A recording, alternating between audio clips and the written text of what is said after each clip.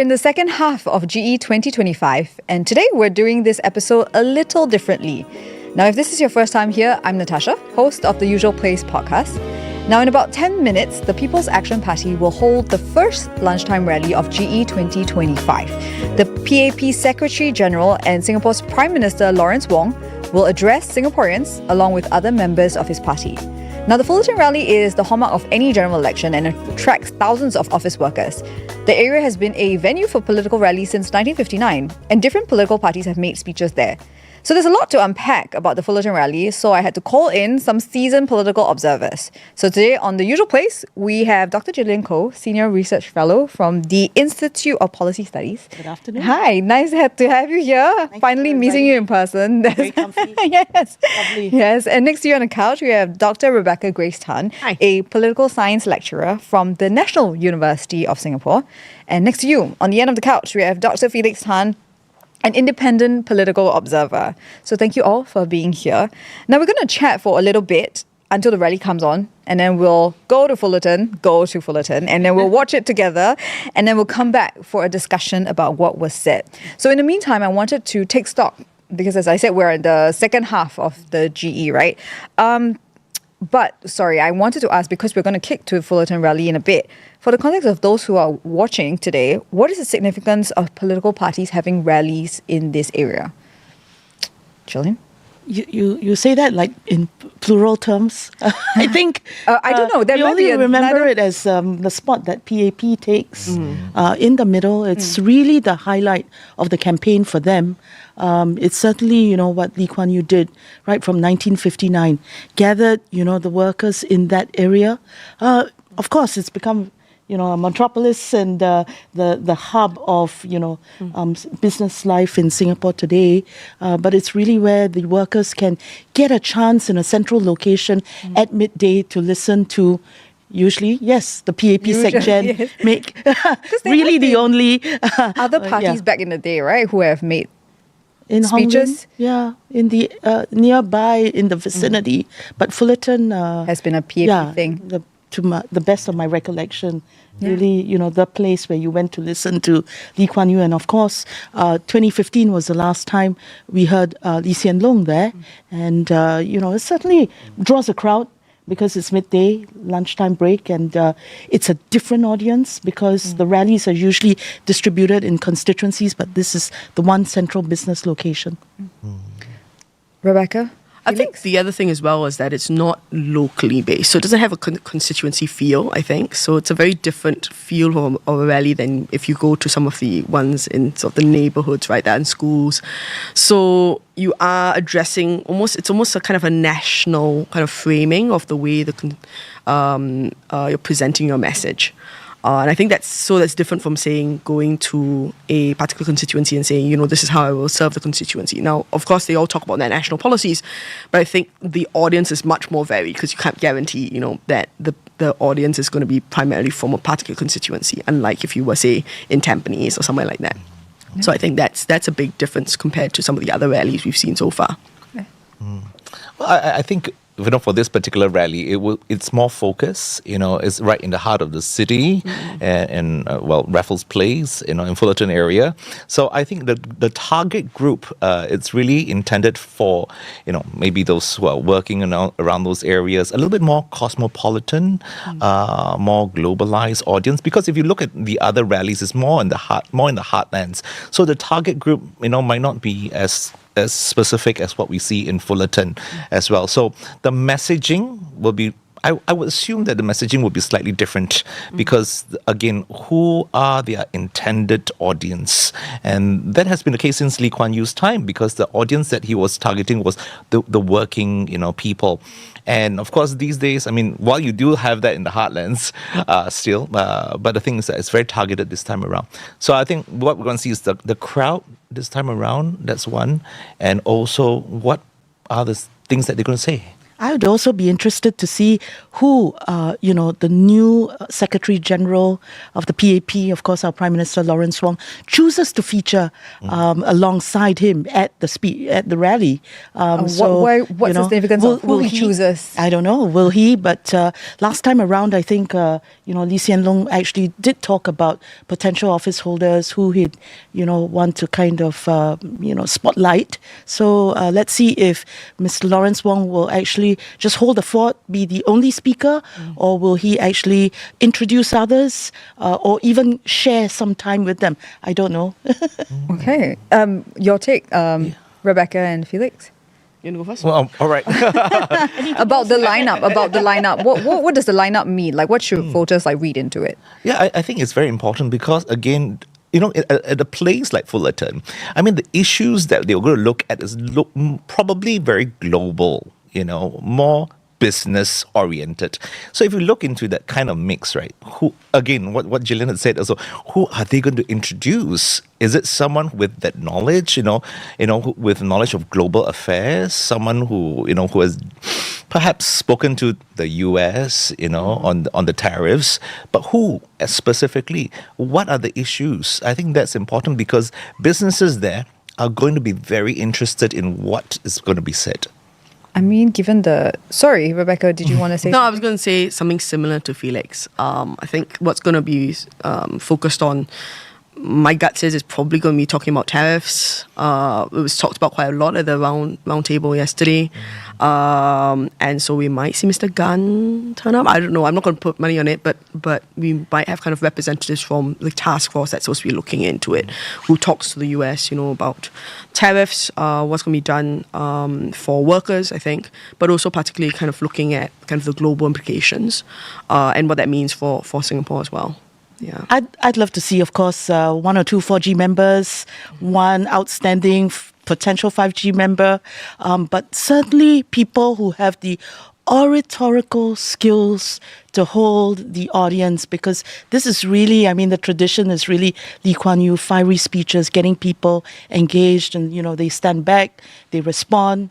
Or I think the last time around when I attended it, Lee Hsien Loong had made certain points about how a foreign leader had said we should be grateful for clean air, and everybody went, roared, around the issue, and also about Singapore's national interests. So I think the oratorical skills are needed in order to really get it going. This is a very special space. So what do voters usually look for? Because this is the first speech that PM Wong is doing as Secretary General and as PM, right, in this election. What are voters usually looking for from this speech? Is it reassurance? Is it new ideas? Is it they want to see new faces? Yeah. I think you've got to look at how Singapore has changed. And a few things that we look at. Firstly, this is the first, downtown rally, so to speak, after COVID. These rallies, all across in the last couple of days is also very significant because COVID, we had none and everything went online. So this is going to be very, very significant in that as well. And also, if you look at, that rally itself, again, I'll keep going back to what issues that they want to focus on. And I think that is still very important. And I still wonder, the question on that. Yeah. I think we're talking a little bit about rallies and thinking about the kind of the workers who are there. So we haven't had rallies now for 10 years, right? So this will be for a lot of workers, younger workers especially, the first time, unless they go to the ones in the other constituencies. For some of them, this may be the first rally they've been to. Some of them are first time or second time voters, right, in general elections. And so thinking about things like the job market. So I've been talking to some of my students who are kind of looking at the job market and wondering, what opportunities are available. Because since COVID, we haven't seen as much bounce back, or rather in recent years, there hasn't been as much bounce back on the job market for younger, graduates and so forth. And so this is kind of the cohort. Obviously, these people might be working, so might be preaching to the choir. But I do think that it is, if you're going to get younger sort of working age voters out for lunch, then you're going to get a different crowd from, say, people who bring their families or are particularly committed to a particular party. I think you draw a different crowd of people who are going for lunch, who are perhaps more diverse in their ideological leanings, their partisan leanings, if they have any, but also still kind of a certain group of Singaporeans. Yeah. Gillian? Oh, okay, Natasha. Just to add to what they've said, I think in that space you have to, we'd expect the PAP to talk about, establishing its credentials as a government that knows what the international global economic outlook is, because it's a business hub, what it's planning to do, what it has done and will put in place to make sure that Singapore comes out better than not. That it would talk about being pro-business at a time when, the government and, of course, opposition, alternative parties are saying strengthen social support. So what would it cost business? And that's what businesses are concerned about. They want to get on, but of course they want to be, progressive, but it's going to cost them. At the same time, also establishing their credentials of being pro-worker. There's so many, voices to do with immigration, foreign workers. What is the PAP's response to that? And, I guess it would be an occasion to remind the audience about, how the PAP is also pro-worker. It's right next to where NTUC is, has its hub there. So I think that's going to be quite important, so pro-business and pro-worker at the same time in a troubled sort of environment. I expect that, the PAP leaders who speak will do nothing less than to address these issues. I think I'll raise one thing. It's also about the people that will be attending the rally, and I got a funny feeling that it'll be a group of people that will be very critical. Oh, why do you say that? It's the business district. It's the heart of the business district. And if you look at the demographics these days, you look at how I wouldn't say Gen Zs necessarily, but the younger voters, they have been rather, vocal about it, and they will question, whether incessantly or otherwise, but they will question the policies of our ministers, of what the government has done in the last 5 years. And they will have no qualms about doing that. And I think that will continue in this particular rally, not just for the PAP, of course. It will be for all the other rallies, whoever going to go there to talk about things. So I think they will be very, very critical. And because of that, they want to assess what they have, maybe the PAP has done, and how far they can help, or what are they going to implement to help them in the short term, in the long term. Would the CDC vouchers be enough? That's a hot topic in the last day or so, yeah. So, these are the issues. Has the education that they've been afforded put them in good stead at this time? Will they be agile, flexible, and find that there's still great jobs to take on as young adults? And then, establishing what the PAP has done for housing, certainly accessibility to housing. And, of course, we know the alternative parties have said, can we make housing available to singles at 28 years? And one alternative party actually said, can you make rental housing available in the city itself, right there. So I think it's important to grapple with some of these things, looking forward to some of the rebuttals on these points that the PAP can afford, as well as, talking about what it's already put in place. And I think, the young adults will be there to kind of see if they would want to establish those bonds with the incumbent, or, whether the alternative parties have something that, they feel drawn to. Yeah. So I wanted to ask about what this rally means for young voters, since, Felix, you brought it up. Because this election, to me, has played out a lot on social media. There's a lot of content. Everybody's on a podcast, including mine. But so what should young voters take away from this particular rally? Because there was one day there was 9, yesterday there was 3, there's going to be much more. So how does this rally center everything now that we're at the halfway mark? Yeah, I think we are looking at how different will it be from the past few rallies. I think that will be one thing that they're going to ask, that's one. Secondly, they will look at, what new policies are there going to be in place? And I think they want to hear that. I think a lot of people are looking at that. And the third area, also because of what has been developed over the last couple of days, and I think, PM Lawrence Wong have come out to go and talk about religious and racial matters as well. So. All right. Felix, I'm so sorry. we're going to get back to all 3 of you on the couch, but we got to go to Fullerton because the main event, because the rally is about to kick off. Well, there's Miss Indrani Raja there. So let's head over there. We'll meet back here at the usual place after, and we'll dive into what was said. The future of Singapore.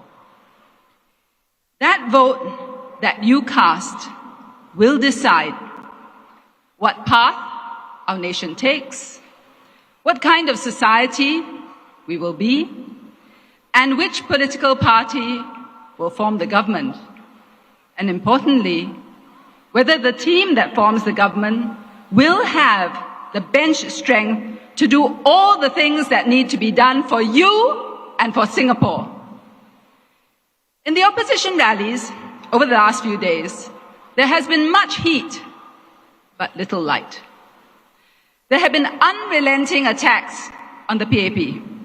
There have been criticisms on every single PAP policy. If the opposition is to be believed, you would think that everything is wrong in Singapore. But that is not the case. Look around us. Look at what's happening in the world. And look at us here. In a world that is roiling with geopolitical tension, we are an oasis of peace and stability. The very fact that all of you can stand here side by side, multiracial, multi-religious, is testimony to that.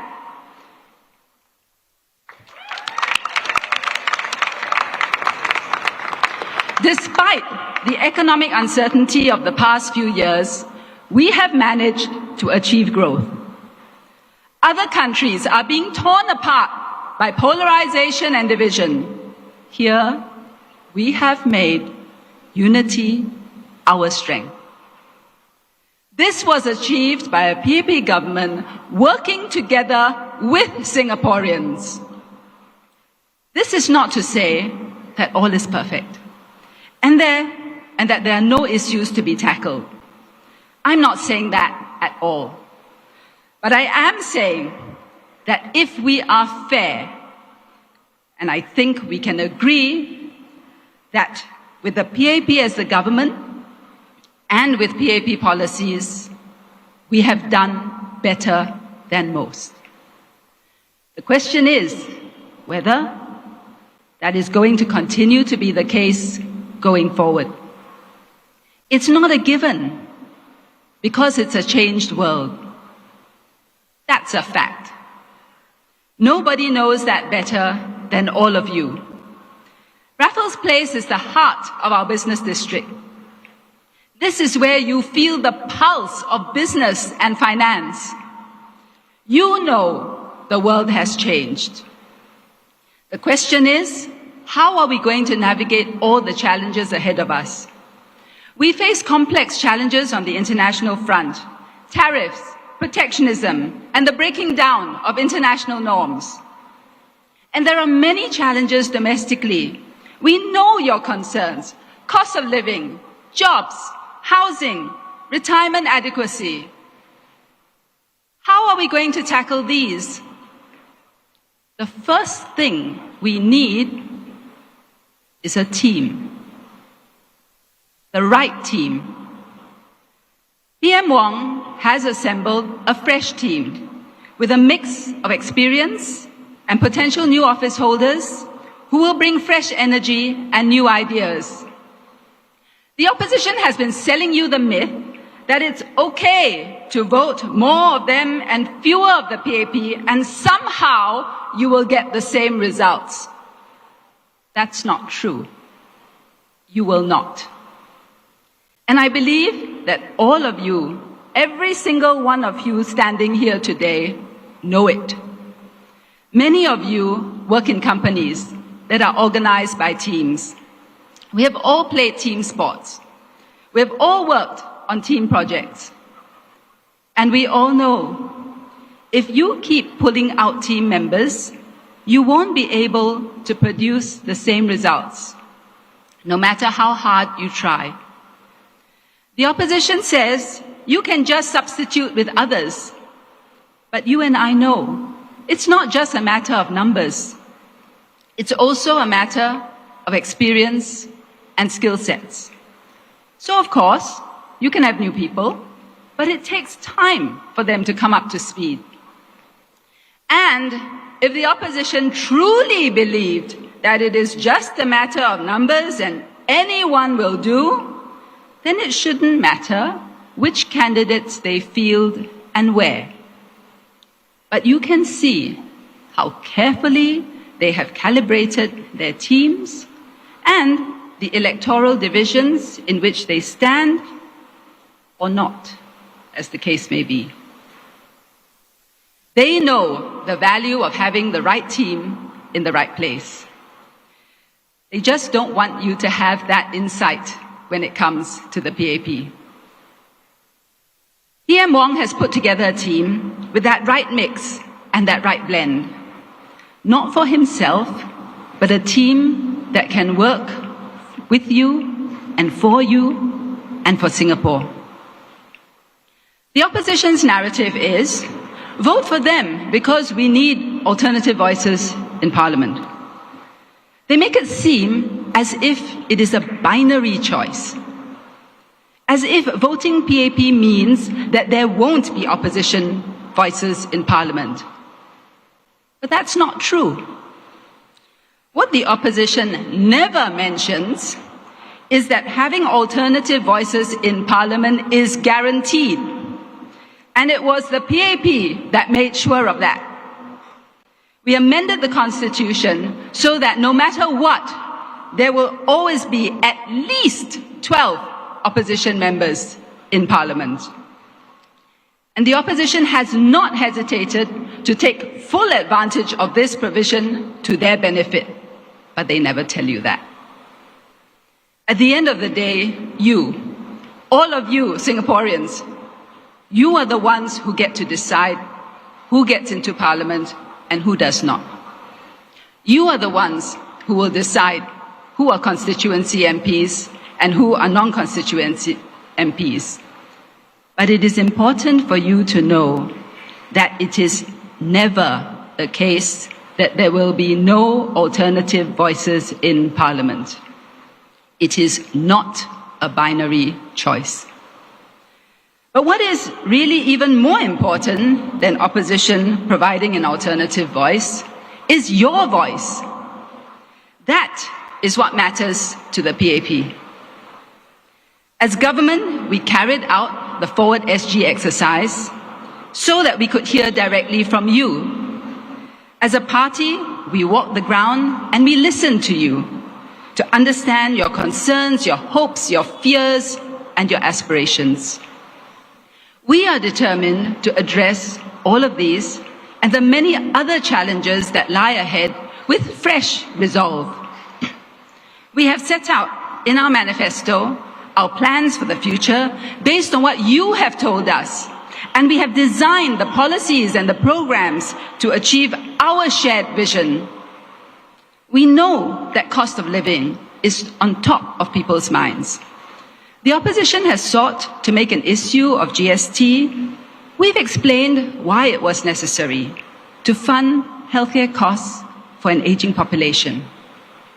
And the bulk of GST is collected from high earners, tourists and foreigners, and this revenue collected is used for Singaporeans. And we have buffered Singaporeans against the GST increase with the assurance package, effectively delaying its impact for 10 years for the lower income and 5 years for the middle income. The cost pressures we are feeling now are mainly externally driven. We will continue to provide support to shield Singaporeans from the full impact of this. We have CDC vouchers, GST vouchers, cash payouts, utilities rebates for household expenses, and more. We have lowered preschool fees and enhanced support for large families. Education and healthcare are heavily subsidized. Each item taken by itself may not seem as much, but when you add it up, it is substantial. We know that Singaporeans worry that this help may be just temporary. But for the PAP, our assurance is that we will provide support for as long as necessary. But we also understand your desire for assurance that you can afford things on your own without support. And that is why our other big focus is the economy, generating jobs and finding ways to allow you to earn higher incomes.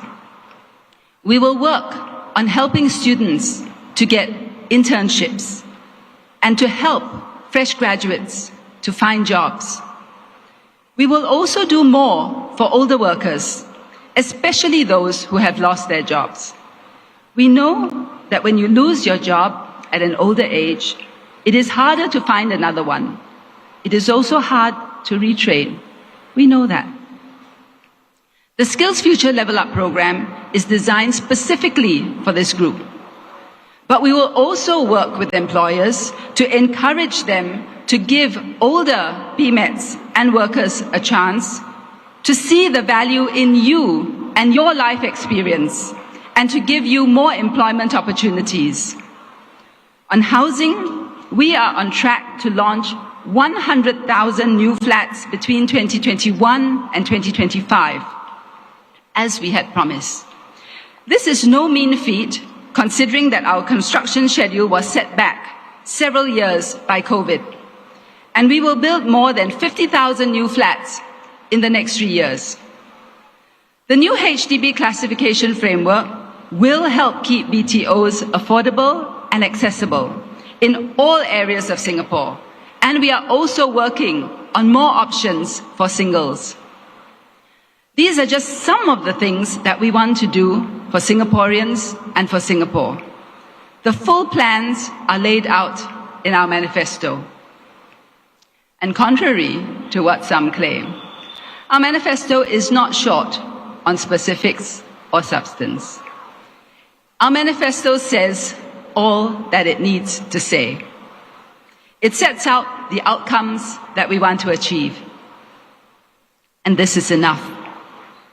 Because Singaporeans know that if the PAP promises something, we will do it.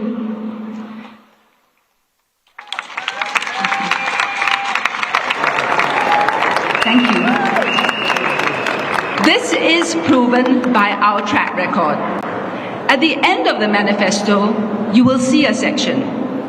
It's called Promises Made and Promises Kept. And you will see that what we said that we would do in 2020, we have done, and in some cases even more. And for the others, we are in the process of doing them. At the end of the day, who can you rely on to tackle all of the issues that are facing us and to bring Singapore forward? It is the PAP. We are committed to you and to Singapore. But we cannot do this without your mandate. We cannot do this without your vote. So we ask, give us your vote. Vote PAP so that we can secure a brighter future for you. Thank you. Thank you, Miss Indrani Raja. Indeed, promises made, promises kept. Now, next speaker, emerging from a challenging childhood, he's now championing change. Our next speaker is paying it forward for families in Jurong East, Bukit Batok. Let's welcome David Ho, our man on a mission. Good afternoon, friends and Singaporeans and Singapore. My name is David Ho. If we remember many years ago when we were students, our teacher once asked us, what do we want to be when we grow older? and we drew something. I drew, I wanted to be a chicken rice store uncle when I grow older. Why, you ask? Well, when I was growing up, I brought my blind mom to different hawker centers and coffee shops to sell tissue papers. I saw that chicken rice store uncle selling one plate of chicken rice for $2.50. And I also saw a frozen chicken that cost about $4. And I thought to myself, that was the way that we could break out of poverty. Along the way in secondary school, I had the opportunity to teach my friend how to do math. And my friends continued to ask. And that was where I realized I enjoyed teaching. And I said, I want to be a teacher when I grow older. Point here is this. Our aspiration is a function of our experiences. As I was growing older, and also as I was a teacher, I saw this time and time again. When I had to teach students that had a little bit more difficult background, a lot of them would say, "Cher, when I grow older, I want to be a soccer player. I want to be a basketball player." And that really it's because we had access to basketball courts and soccer courts around our school. When I taught at the JC, I still remember my students telling me this, "Mr. David, when I grow older, I want to be a lawyer. I want to be a doctor. I want to read PPE." And I asked, why? They say, "Mr. David, I know someone who's a lawyer. I know someone who's a doctor. I know someone who read PPE." And my point is this. As much as I say that our aspiration is a function of our experiences is a function of our access to opportunities. And this is why I stand before you today, because I care about creating access to opportunities. And let me not kid you. Our system is not perfect, but I tell you, it is good enough. It is good enough because it can catch everyone and most people. But there are some that will still fall through the cracks, like myself. Instead of sitting down and complaining and say the government should do more of this, we should do that, we should do this, do that, I told myself, David, can I roll up my sleeves and do something? So for the last 15 years of my life, I've created many social empowerment programs. One of this is known as I'm Talented. What I really wanted to do was to create opportunities for students to discover their interests in non-academic pathways, to let them try things like songwriting, fashion design, photography, you name it, and the list goes on. Because at the core, when I was growing up, our education system did well to provide fundamentals. But of course, we could do more in helping our students to discover their interests in non-academic pathways. And that's why I did that. Along the few years ago, I also worked with Mayor Denise Park to start this thing called Dots Academy at Central to help our youths to figure out what does it look like a day in the life of someone. It's about opportunities. I care about creating access to opportunities for all. As I look back on my life, I know full well that not many have access. And I want to continue to create this access for many others. I also want to say at this point that at the heart of it, my vision for Singapore is that we will continue to be a place where people can always have access. In the last few months and even the years leading before this, we always hear this, that we should have our own definition of success. But truth about definition of success is this. You can only define your success if you know what are your areas of interest, if you know what are things you are interested about. And I hope in the next chapter as we write for Singapore, we will continue to create more access to opportunities so that regardless of any point and starting point in your life, you will always be able to discover, you will always be able to articulate to say that these are things I care about and these are things that I want to grow and keep developing. Lastly, I also just want to be upfront to everyone and say, as I was doing this, a lot of people have commented, David, are you sure you're the right person to do this? You don't look like any one of them. You still make grammar errors. You can't speak effectively you can't be effective as to speak bilingually. And my answer to them is this. For whatever I lack, I will compensate with hard work. I will run faster, I will listen longer, or I will write longer, or ask for help. Why? Because at the end of the day, it is about caring for every single resident. I might not be there, but I will strive my best, and I know the team will always strive our best because we care for our residents. And my hope is this, that as the nation, as we continue to move forward, we will always be anchored on purpose. Purpose to care, purpose to love every single resident in Singapore, and we want them to do well and succeed in life. And that is my why and my hope. And I know full well that this new team, it's anchored on purpose, it's anchored on creating opportunities for all, it's anchored on helping every single one to define their own definition of success. So I ask of all of you to vote for PAP so that we will continue to care for every single resident, because you matter to every single one of us. Thank you. Thank you, David, for chasing aspirations and reassuring us of your commitment. Now, just a caution of advisory. The Central Plaza is already overcrowding, and we thank you for your overwhelming support. There is still much room on to your right. So if I may advise you to move towards your right, there is still a lot of space there. Our next speaker is no stranger to the Malay Muslim community. He's a passionate psychiatrist advocating mental health and is committed to lifting lives and leading change for the Malay Muslim community. He is none other than Dr. Syed Harun Abashi.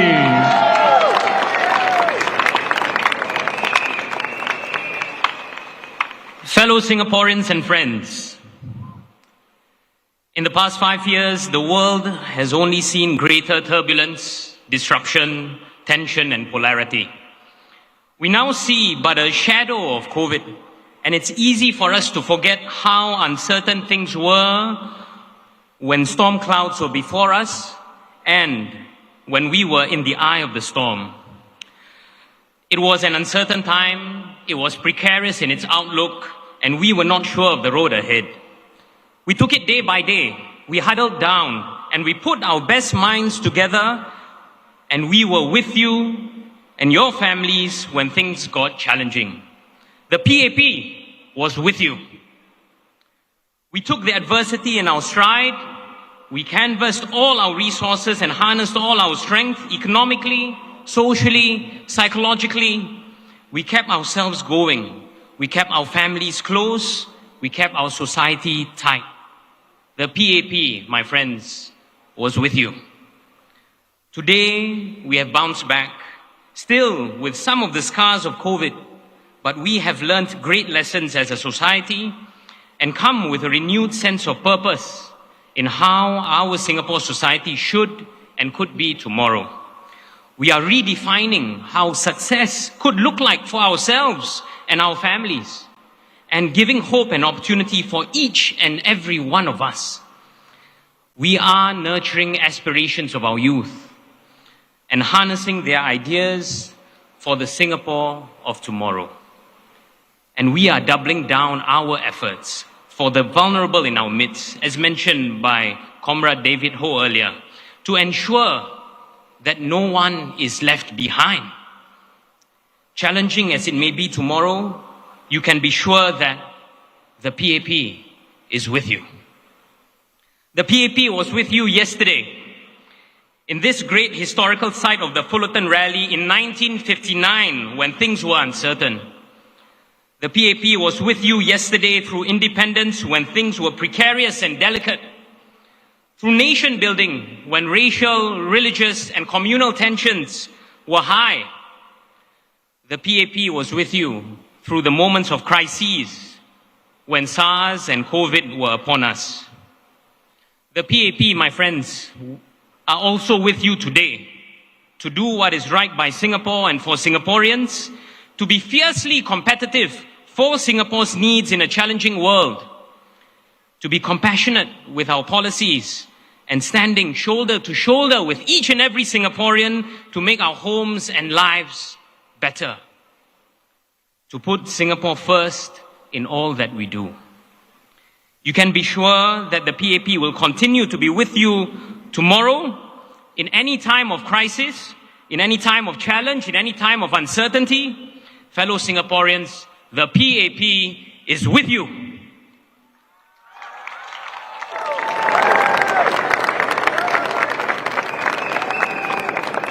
Allow me some words in Malay.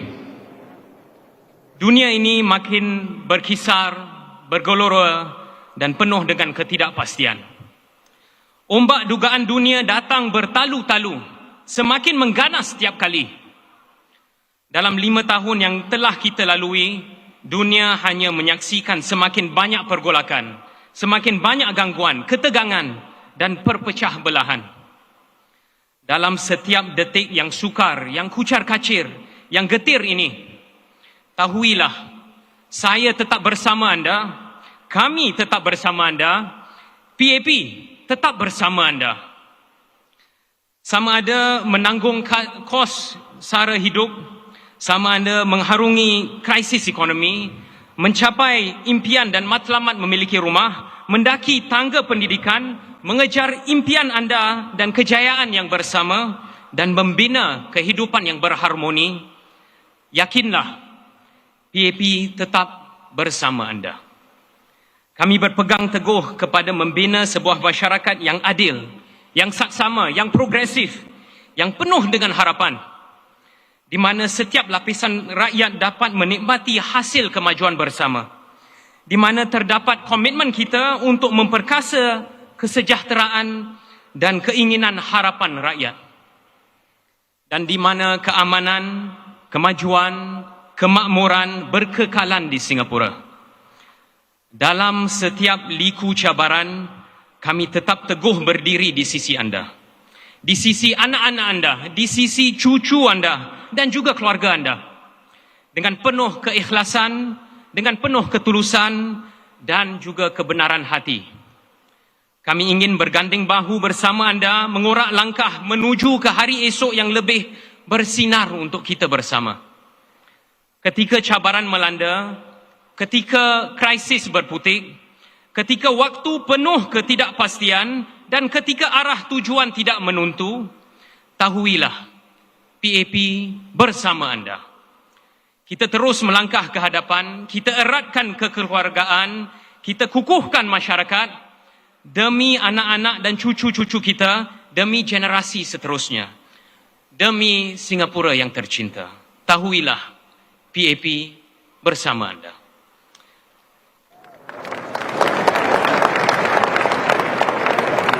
Dalam setiap cabaran, dalam setiap harapan, berat sama dipikul, ringan sama dijinjing. PAP tetap bersama anda. Dunia ini berkisar, barisan yang segar, azam berkorbar demi masa hadapan yang lebih cerah untuk anda. Majulah PAP, majulah Singapura. Thank you, Dr. Syed Harun Al-Habshi. PAP bersama. The PAP is with you. Ladies and gentlemen, we just have one more announcement before the next speaker. We need you to come in a little bit closer. We need you to come in, compact a little bit. We need to make space for more people who want to come and listen to the rally. Thank you, ladies and gentlemen. Our next speaker, she's a bold and balanced voice for businesses, working parents, and bright young minds in Sengkang. More recently, she broke the internet speaking in Tamil. Let's put our hands together for Miss Bernadette Giam, who will be speaking in Mandarin today.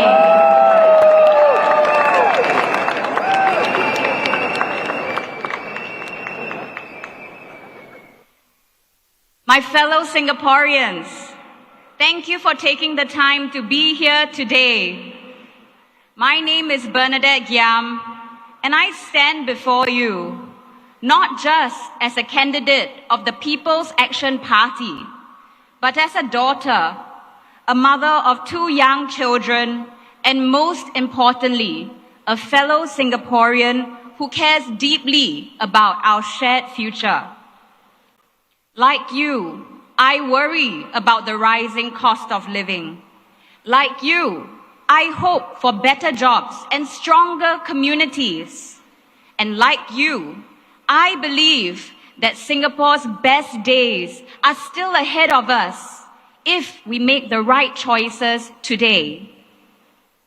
As a mother, I live the daily juggling act, managing work, raising children, and also balancing our family's finances. In this election, some have suggested sweeping proposals, like slashing GST. But let's be clear, broad cuts mainly benefit those who need them the least, and they threaten the very stability that all of us have worked so hard to build. Opposition parties call targeted support that helps those who need it the most band-aids. I like to call them what they are, healing efforts from within that is part of the PAP's plan to build a more equitable society where help is given to those who need it the most. Just look at what we have done for families this year alone. We lowered childcare fee caps again, dropping them to as low as $640 a month. We launched a new shared parental leave scheme that offers parents 10 weeks of paid parental leave. And we also supported fathers with 4 weeks of mandatory paid paternity leave. Are these band-aids? Far from it. The PAP stitches what is broken, strengthens what is weak, and builds a future where our scars can become the strongest armor.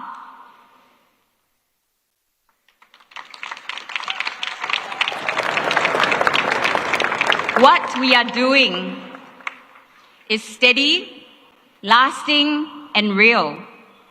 And as a mother, I will never gamble on Singapore's future because it is our children's future. I will fight for families like yours and mine with real, sustainable solutions. Now to our young people, I see some of you out here in the crowd.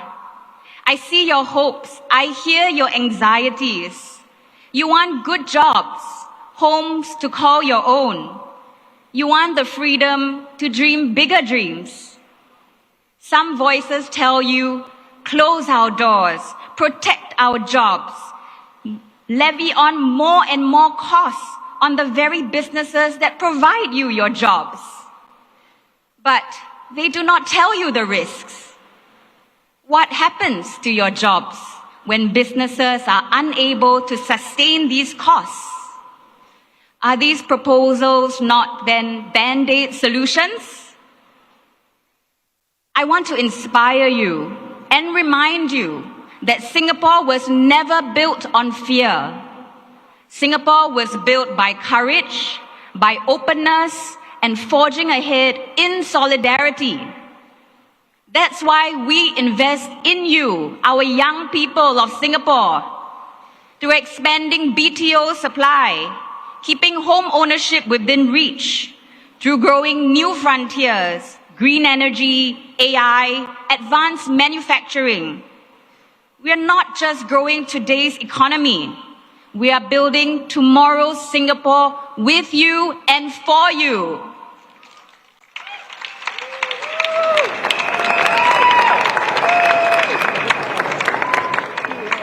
And to our seniors, you are the roots that anchor this nation.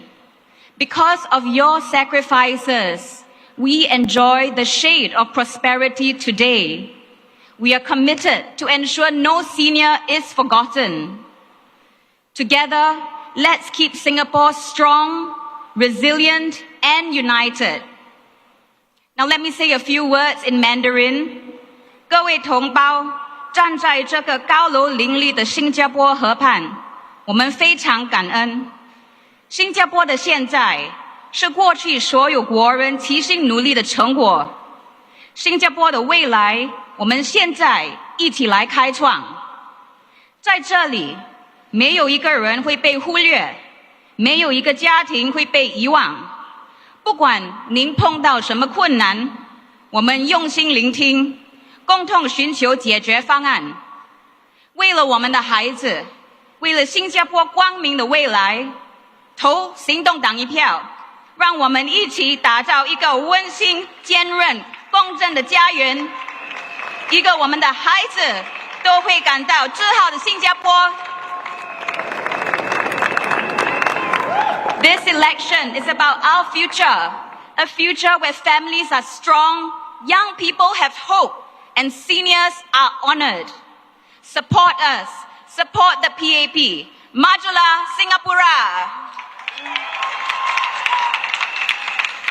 Thank you, Bernadette, for sharing your dreams for our future generation. Next up, we have a tireless trade unionist and a trusted activist championing the cause of freelancers and self-employed workers. Let's welcome Mr. Jaga Teshwaran Raju.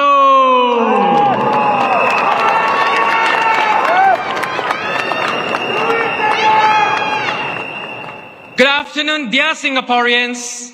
I stand before you today not just as a new face in GE2025, but as someone who has spent years working alongside those who needed a helping hand.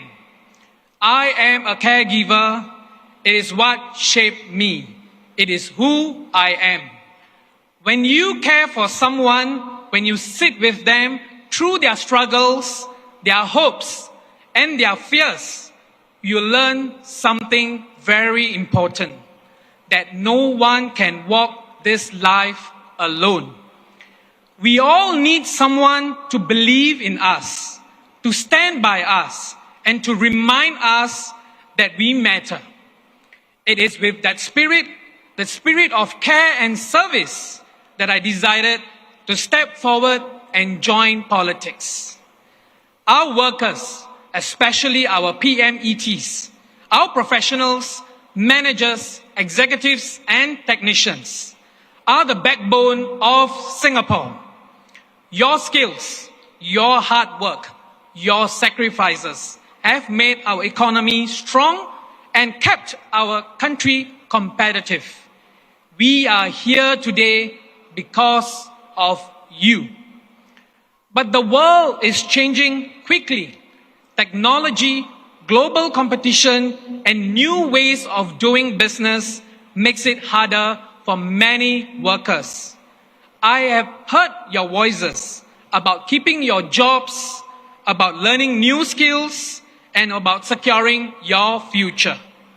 Do not worry. We are with you, for you, in every step.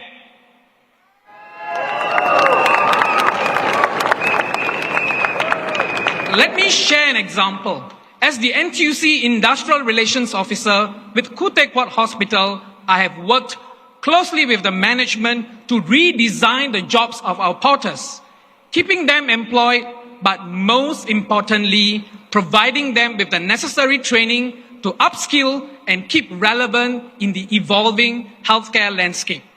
And there are many more examples of how our NTUC officers have worked towards helping every worker succeed. I want you to know every worker matters.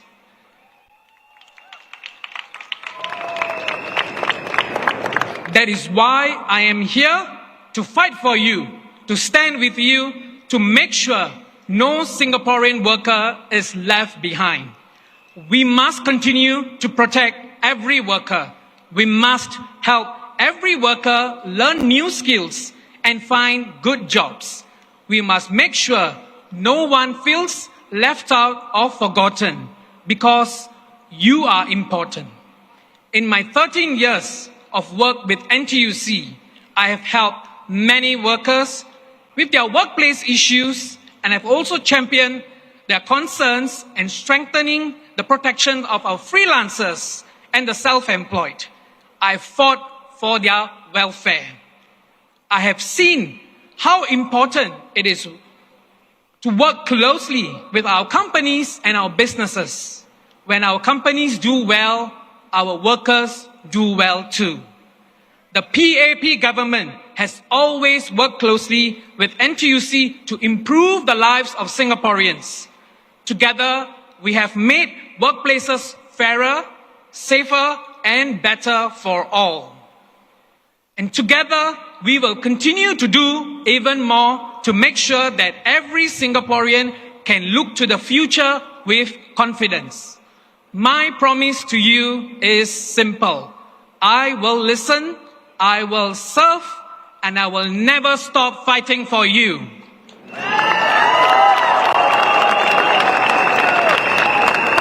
Politics must be about people, not power.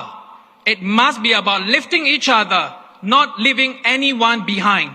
So to every worker out there, to every caregiver, and to every Singaporean dreaming of a better future, the PAP is there for you. Let us walk this journey together with heart, courage, and hope. And when you cast your vote, remember the PAP has a strong track record of helping every worker in good and bad times. We have done it before, and with your support, we will do it again. Vote for PAP, vote for a strong, caring and united Singapore. Thank you, and let me say a few words in my mother tongue, Tamil. என் சக குடியிருப்பாளர்களே அனைவருக்கும் வணக்கம். நான் மக்கள் செயல் கட்சியின் alginate குழு தொகுதி வேட்பாளர். நான் ஒரு பராமரிப்பாளர். பிறரை பராமரிப்பது என் வாழ்க்கையை வடிவமைத்தது. நான் அரசியலுக்கு வந்தது மக்களுக்கு சேவை செய்யவும், வேலைக்கு செல்வோர் அனைவரையும் ஆதரிக்கவும். நமது நிபுணர்கள், மேலாளர்கள், நிர்வாகிகள் மற்றும் தொழில்நுட்ப நிபுணர்கள் நமது பொருளாதாரத்தின் வலுவான தூண்கள். ஆனால் உலகம் வேகமாக மாறுகிறது. ஊழியர்கள் பல சவால்களை சந்திக்கிறார்கள். ஒவ்வொரு ஊழியரும் முக்கியமானவர். உங்கள் உரிமைக்காக நான் நின்று போராடுவேன். உங்கள் எதிர்காலத்துக்காக உங்களை தயார் செய்வேன். நான் தேசிய தொழிற்சங்க காங்கிரஸில் வேலை செய்யும் பொழுது பல ஊழியர்களுக்கு உதவி செய்திருக்கிறேன். அவரை நலனுக்காக பாடுபட்டிருக்கிறேன். மக்கள் செயல் கட்சியின் அரசாங்கம் தொழிற்சங்க காங்கிரசுடன் இணைந்து ஊழியர்களின் வாழ்க்கையை மேம்படுத்தி வந்துள்ளோம். இந்த வேலையை நாங்கள் தொடருவோம். ஒரு வலிமையான, பரிவான, ஒற்றுமை கொண்ட சிங்கப்பூருக்காக மக்கள் செயல் கட்சிக்கு வாக்களியுங்கள். நன்றி. Thank you very much. Majula, Singapore. Thank you, Mr. Jaga. You know the next speaker as a decisive and determined leader who delivers under pressure, proven during the pandemic.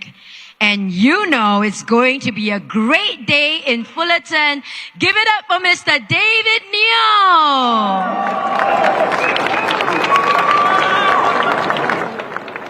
It's a great day to be at Fullerton.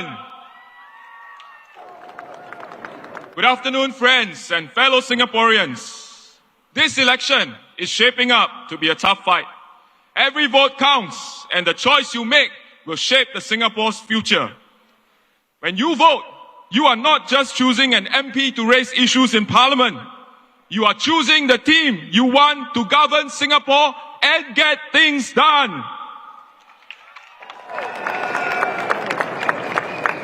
I choose to run because I have the conviction to serve you, to work for you, and to get things done. The only way I know how to work is to roll up my sleeves, walk with you, and work with you to get things done. And I choose the PAP because this is the party that believes in building a fair and just society where the benefits of progress are spread widely to all. I chose the PAP because this is the party that holds on to the values of honesty, meritocracy, multiracialism, and self-reliance. I chose the PAP because this is the party that puts Singaporeans first.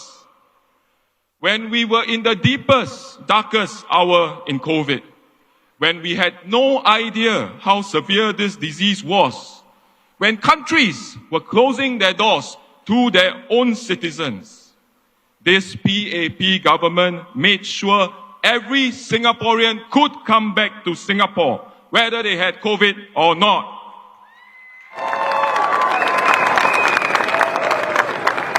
And this was something that was not even debated within the multi-ministry task force led by PM Lawrence Wong. It was a given.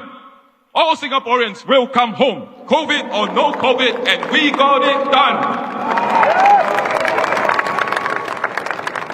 This is a party that puts Singaporeans first with action. The opposition parties highlight issues and they propose alternatives. But can they get it done? The fact is, they rely on the PAP to deal with the changed world. And when the PAP done, they say it's because they talk. I go to bed and every morning when I wake up, the sun rises. But I never make the mistake of thinking that the sun rises because I woke up.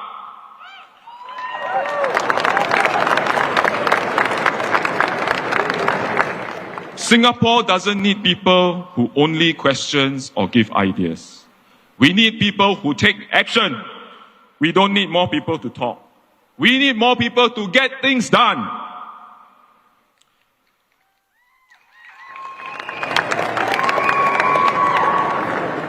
We have a maturing electorate that is more discerning, that is ready for details and debate on policies. And the onus is on this new generation of PAP candidates, my fellow candidates of 2025, this refreshed team to take on the challenge, debate the issues, and put Singaporeans at the center of all that we do. As the ruling party for the last 60 years, Singaporeans will hold the PAP to a higher standard. This fresh team is ready, and we will rise to meet these standards and challenges with a new resolve and the challenge of a changed world. But Singaporeans will also no longer give a free pass to the opposition. Singapore expects our leaders and MPs to get things done. Many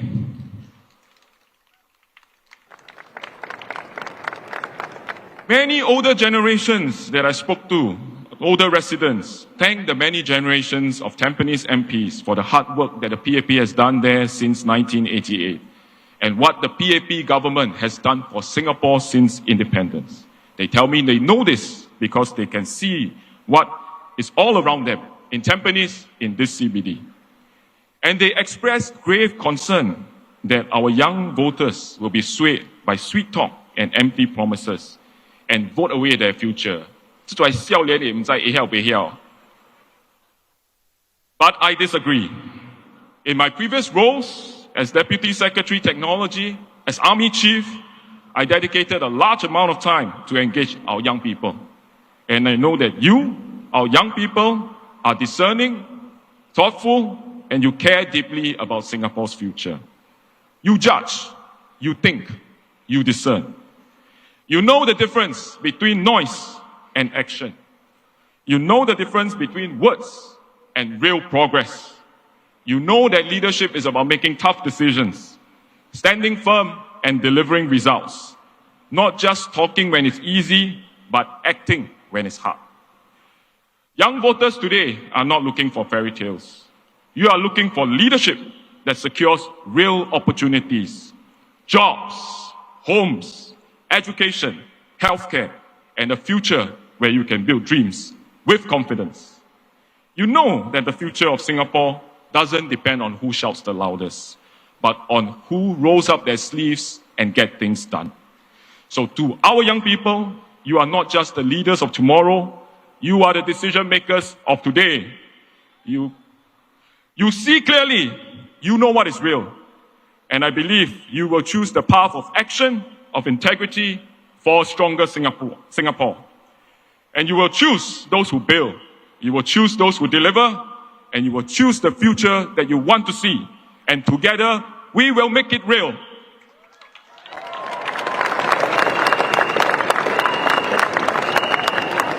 So vote for the party that takes action. Vote for the party that delivers. Vote for the party that gets things done. Vote for PAP. Majulah Singapura! Thank you, Comrade David New. Next up, our next speaker is a compassionate communicator and uplifts the most vulnerable. Let's welcome Comrade Haslina Abdul Halim.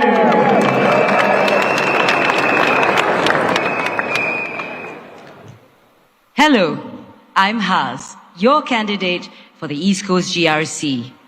I appreciate you for showing up because you care.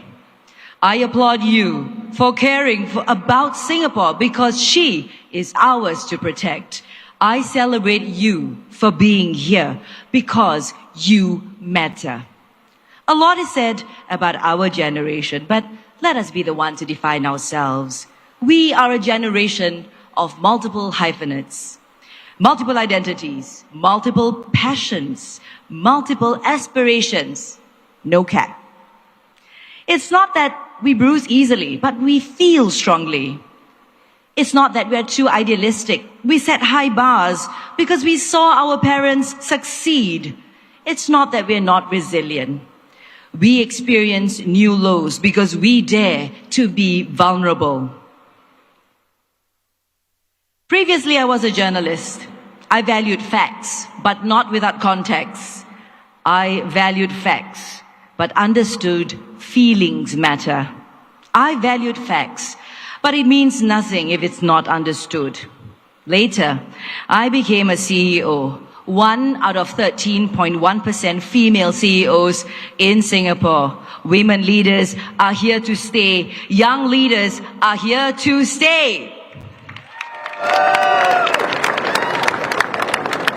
As Chief Fairy Godmother of Make-A-Wish Singapore, I saw firsthand how having a wish come true brings hope, strength, and joy to families in difficult situations. Hope let us live very meaningful lives.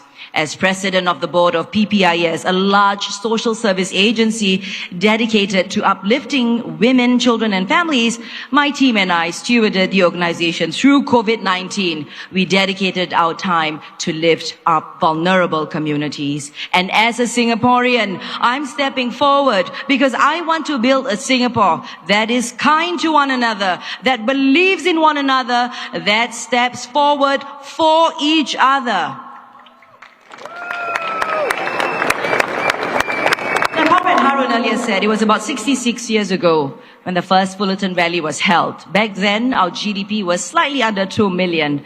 Fast forward to today, we've crossed $500 billion. From mudflat to metropolis, look all around you. As a young child, I remembered my dad will send my mother to Anson Road, where she worked when she's not at the shipyard. He was so proud of his wife, a young mother then, a minority woman working in the CBD. My late dad would say, "This would be your office one day, Haslina." It took 40 years, but he was right. What can I say? Fathers know best. So shout out to my colleagues at 1 George Street for coming by to support us. Shout out to all the people working hard here in the CBD. Let's give it up for you guys. The pioneer generation built this mighty red dot. We must honor their sacrifices and dream big and live better lives. But make no mistake, it will not be easy. Challenges are coming our way. I see you. It's competitive here on the mighty red dot, but we must press on. Just like you, I want a Singapore where everyone has opportunities and there is pride and recognition in every job. Much like you, I want a safe workplace. Safeguards for fair employment must be strengthened. We need to stem out discrimination. And a lot like you, I want to see Singaporean corporate leaders being nurtured to lead us. The PAP will support our talents to achieve aspirations at home, at work, and in the community. I want to recognize everyone here for all your hard work here in the heart of the CBD and your hard work at home. Facts. Every hardworking Singaporean deserves the chance to move up, build a better life, and glow up. The PAP stands with you.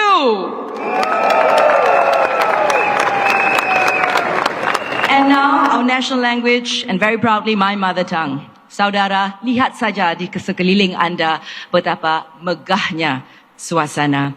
Sama seperti Anda, saya inginkan Singapura di mana kita berpeluang menggapai cita-cita dan di mana penat lelah kita dihargai. Seperti Anda, saya inginkan pejabat yang memastikan kesaksamaan, berlaku adil dan selamat untuk semua. Seperti anda, saya ingin melihat lebih ramai warga Singapura menerajui jawatan kepimpinan. PAP akan menyokong tenaga kerja untuk mencapai aspirasi dan kesejahteraan masyarakat kita harus diutamakan. Jangan sesekali kita putus asa. Biar putih tulang, jangan putih mata. Singapura milik kita, masa depan kita, tanggungjawab bersama. Saya Hazlina Abdul Halim memohon sokongan anda, menabur bakti buat anda dan anak-anak anda. Undilah PAP. Ladies and gentlemen, in conclusion, the world as we know it, as all my comrades have said, is no longer the same. In a changed and uncertain global environment, Singapore must build a resilient, confident, and caring nation. To my besties who are focusing on your career, you do you. To my besties hoping to raise families, 加油. Success must look like what we see in the mirror. On May 3, I ask for your trust. Vote PAP for a future where progress is made together, heart to heart, hand in hand. One people, one nation, one Singapore. Majulah Singapura! Thank you, Az. Our next speaker, she's a steadfast servant with service in her soul. Put your hands together for Miss Goh Han Yen. Good afternoon, everybody. Thank you for coming here. I am Goh Han Yen.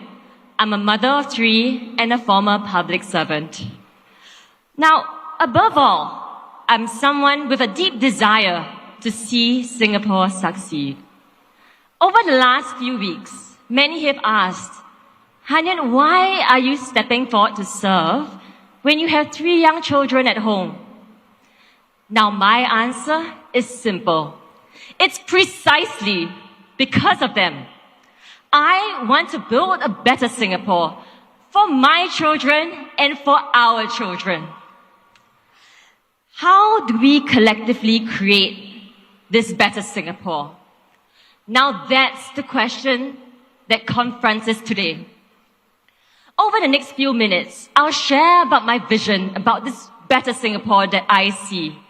One that's defined by kindness, hope, and strength. Now first, we must be a society that is built on kindness. The demands on all of us are increasing. We worry about cost of living. We worry about our jobs. We worry whether we are the best parent, child, and spouse that we can be. To those of you out there who are juggling multiple responsibilities in life, I want to let you know that we see you, we feel you, and we are here with you. No one should be going on this journey alone.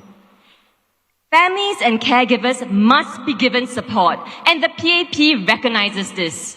Over the years, we have been increasing grants, shared parental leave, and increasing adoption of flexible work arrangements in companies. And we will do more. Because you know what? When we feel secure, we can then focus on the future. Second, we must be a society with hope. And now, what is hope? Hope is the belief that our children will live a better life. A future where our children have better opportunities. A future where our young people can chase their dreams.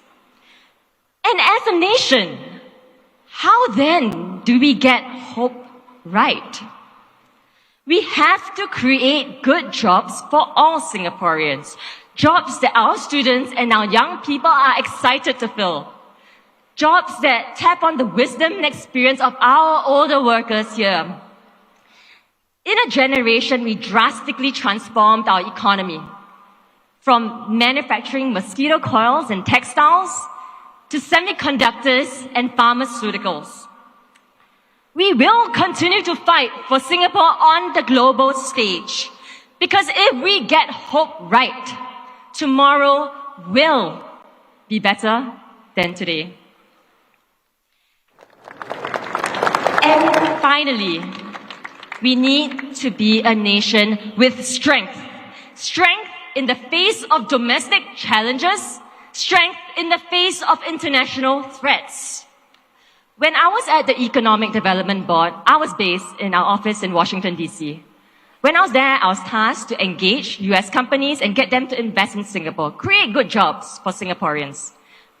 I was often rejected and at times ignored. It was a stark reminder that as a small nation, no one owes us a living. If we want a better future, we have to create it ourselves. It will not be easy. It will require composure to navigate uncertainty. It will require clarity to differentiate between meaningful dreams and empty promises. But, I believe we have what it takes. We are an unlikely nation, born from struggle, strengthened by resilience, shaped by mutual care and respect. Our parents' generation saw Singapore go from third world to first. My generation saw rapid progress. Now, what comes next? On May 3rd, we get to decide. I believe the People's Action Party is the party to steer Singapore into the future. It is a party that has done right by Singapore. It is the party that has been steadfast through tough times. It is the party that has charted bold directions into the future. So let us rally together as one Singapore to get hope right and to create a better future for our families and our country. Please vote for the PAP on May 3rd. Thank you.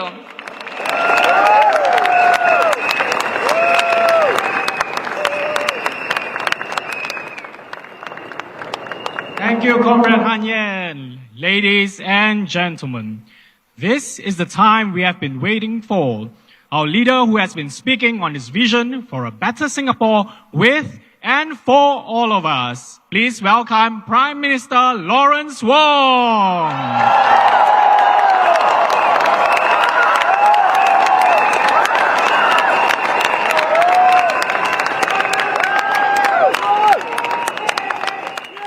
Friends and fellow Singaporeans, good afternoon. We've reached the midpoint of this campaign, and it's a good time to remind ourselves, this election is about your future, our future, not just for today, but for our children, our grandchildren. So I ask you to consider, who do you trust to steer Singapore through the coming storm? Who do you believe can secure a brighter future for you and your families? Say it louder one more time. And again. This year is SG60. 60 years of independence. 60 years of a Singapore miracle we built together.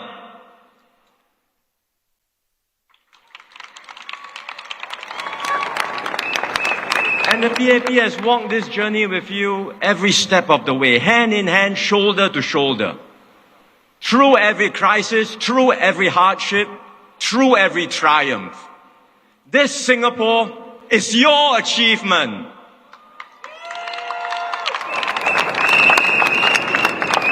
Now we stand at a new crossroads. The world has changed. Storm clouds are here. And you can feel it right here in the heart of our city. Businesses are pulling back. Every day you read the newspapers, you get more and more worried because the rules keep on changing. Markets are volatile. Investors are becoming more cautious. This is not a passing storm. The storm will be here for some time because the world has changed. For how long? We don't know. But one thing is certain. This storm will test us. And if we are not careful, we could lose everything that we have worked so hard to build here in Singapore. Now look, I don't want to bring you bad news. Certainly not in an election campaign. It would be far easier to paint a rosy picture and give you just sweet promises. But you know this is not the PAP way. We have always been upfront and honest with you. Because you deserve to know the truth. You deserve to know what's at stake.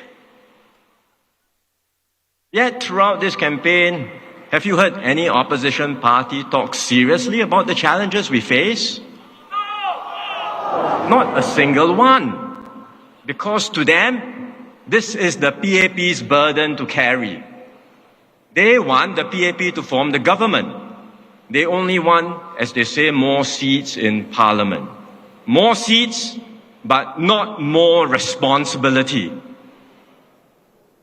Now, each party alone, the opposition party, each party alone may not have enough candidates to form the government. But there are multiple opposition parties. The WP and the PSP are already in Parliament. They are focusing on the eastern and western parts of Singapore so that they can grow their presence. And all over our island, other opposition parties like the SDP, the NSP, PAR, RDU, they are all seeking to make breakthroughs, to have a seat in Parliament. When you add them all up, the numbers are not small. And you start to wonder, what is the kind of politics we are going to have in Singapore? And that's why I said from the very beginning, this is a tough election. And it has proven to be so. And now if opposition parties break through in several constituencies, not just one, not just two, but a few, then even if the PAP were to be returned to govern, it would be with a severely weakened mandate. It's not just the loss of one minister. I could lose 3, 4 ministers. The opposition says, don't worry, life continues. Really? Are you being serious? Losing 3 to 4 ministers will weaken the cabinet team, will weaken the government, will weaken Singapore. In the end, the choice lies with you. And I believe Singaporeans, young and old, all of you are discerning and sophisticated voters. You know what's at stake.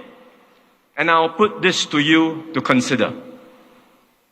If you, in your heart of hearts, believe that the PAP is still the best party to take Singapore forward through these uncertain times, then support me and my team. Vote for the PAP!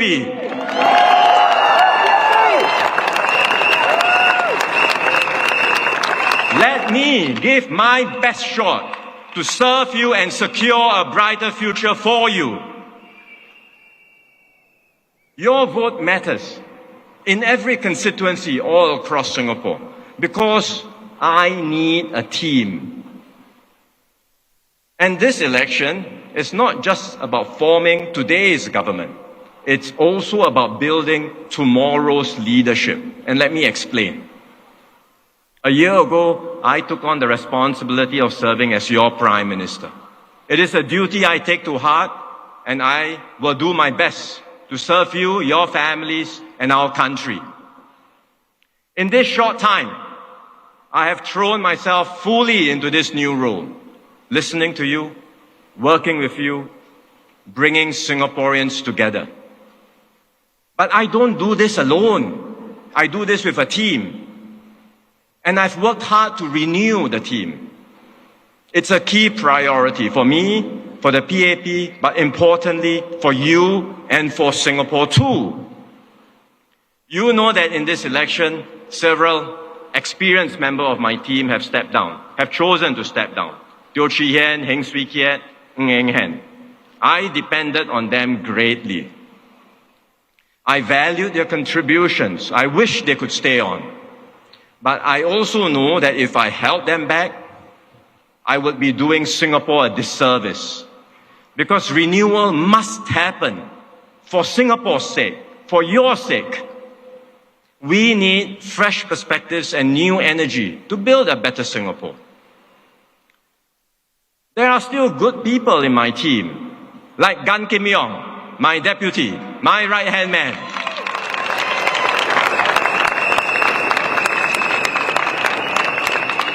We were together on the COVID task force. Now, he's leading the Singapore Economic Resilience Task Force to take us through these turbulent times. He's been on so many task forces that I read on the internet some joke he's the task force man. But I told him, if people want to call you that, then wear it with a badge of honor. You are Singapore's task force man.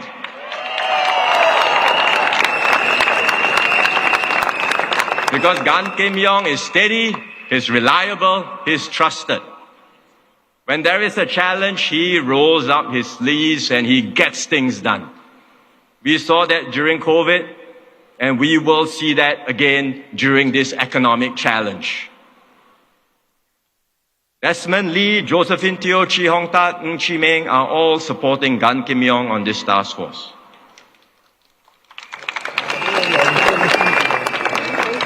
They are all key members of the team, working together to steer Singapore through these very uncertain times. So it's a good team.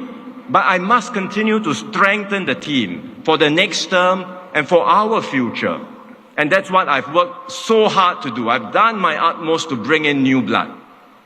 This election, we've fielded the largest number of candidates in recent history. You heard from some of them just now. Give them another big round of applause, all our new candidates. I'm proud of every single one of them. They are capable, but importantly, they have a heart to serve you. And they come from diverse backgrounds. They represent the aspirations and hopes of all Singaporeans. They will be your voices, your advocates, your champions.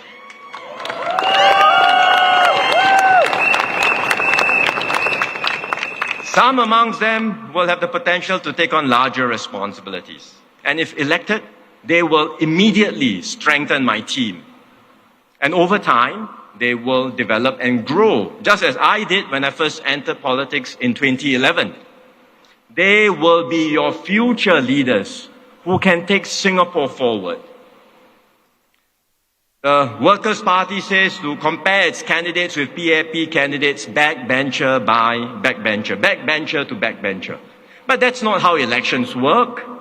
I have experienced ministers contesting in the GRCs, including in hotly contested GRCs. Their loss, if it happens, will be immediately felt and they cannot be replaced.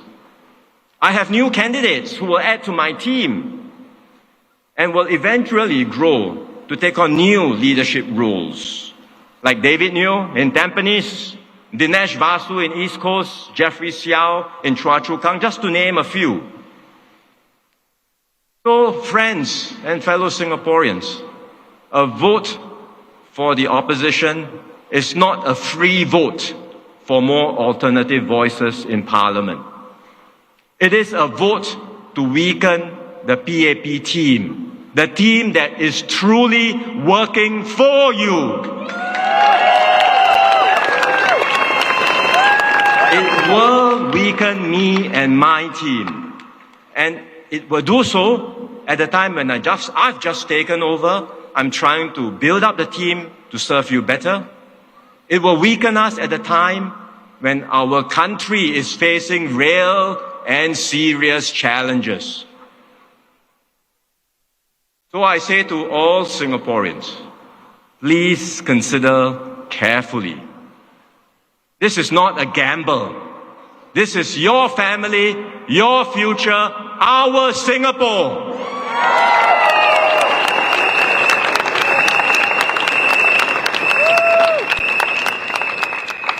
With your mandate, my team and I will take decisive steps to steer Singapore safely through the crisis and put us in a better, more secure position. Our key priority is to tackle cost of living concerns, and we started this work earlier. I had announced a comprehensive package in this year's budget. The measures all of you are familiar with will be rolled out in the coming months. The opposition says all these cost pressures, blame the government, blame the GST. But look, inflation here was largely imported. It's due to conflicts and wars overseas, due to global supply chains disruptions. And you can look around you. Countries everywhere are experiencing this too. It's not a Singapore phenomenon. We've dealt with this imported inflation through sound monetary policies. And it's working because inflation here has been coming down faster than in many other places. Raising the GST was not easy.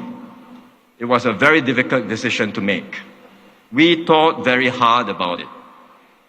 But we did it because we needed the revenues to take care of all our seniors, and the number of seniors are growing very quickly. At the same time, we took great care in the implementation of the GST increase, because the GST increase was accompanied by enhancements to permanent GST vouchers, which we give out to lower and middle income households. Because of these vouchers, lower and middle income households pay less than the headline rate of 9% GST. Who pays the full rate? Three groups: foreigners, tourists, and higher income families. The opposition wants these three groups to pay a lower rate. Would you? I wouldn't. I think it's fair and right for them to pay the full rate. But for lower and middle income Singaporeans, we protect you, we shield you, we give you permanent GST vouchers in cash, and that means you pay an effectively lower GST rate. That's how our GST system works.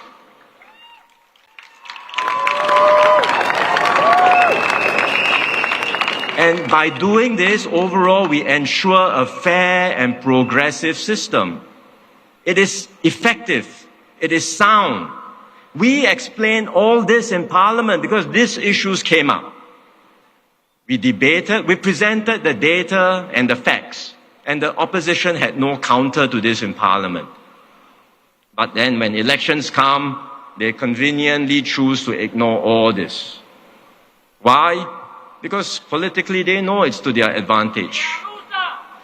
To make this an issue, to stir up unhappiness, just to maximize their votes. Think about it.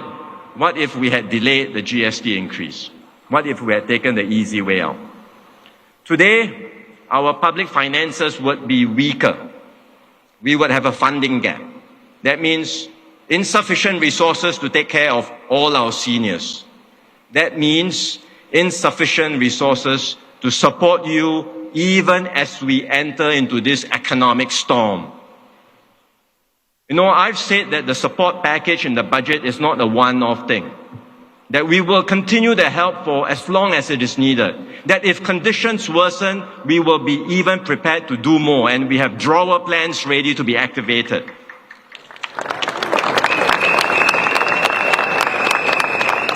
Why is it that I can give you this assurance now?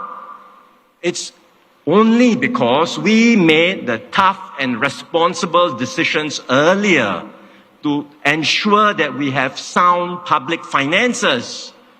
And that's why today we can confront the challenges ahead with confidence. We have the resources to support you. We have the resources to steer Singapore safely through this crisis.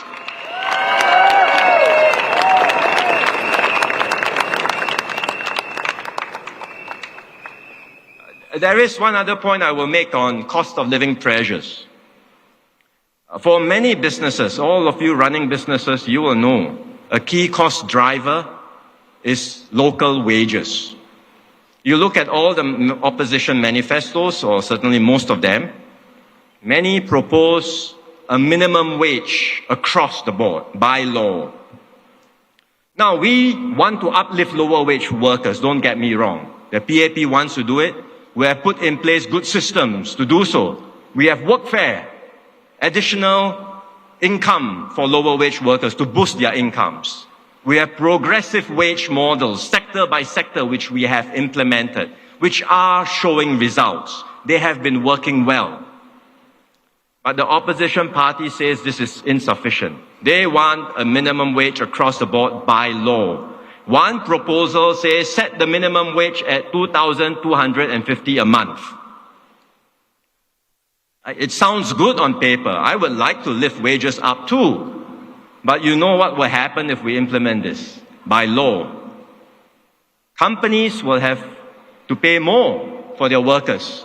Their cost will go up. How do they recover the costs?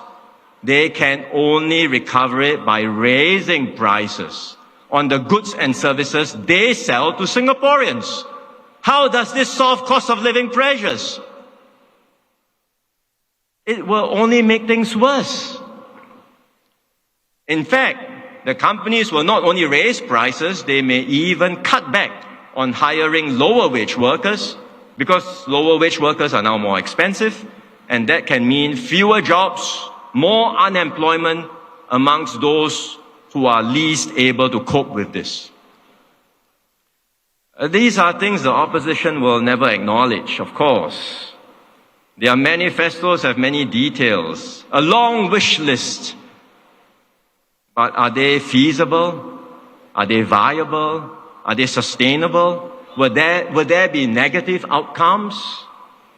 Please think about it.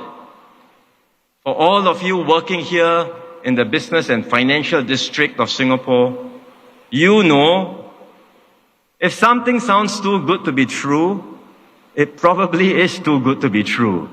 There is no such thing as a free lunch.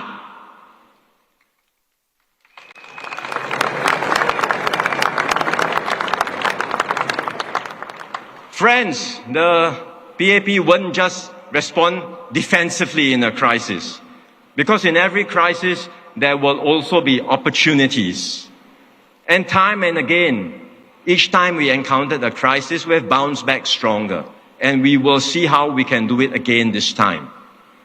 Not easy, because this time it's not just a cyclical downturn. As I said, the world has changed. It's a fundamental change in the global order. So it will be harder for us to bounce back. But we will do so. We will be agile, we will be nimble, and we will look out for new opportunities. That's what my team and I have been doing, even in the midst of running around in this election campaign. We've taken time off to engage our counterparts because we never stop working for you and for Singapore.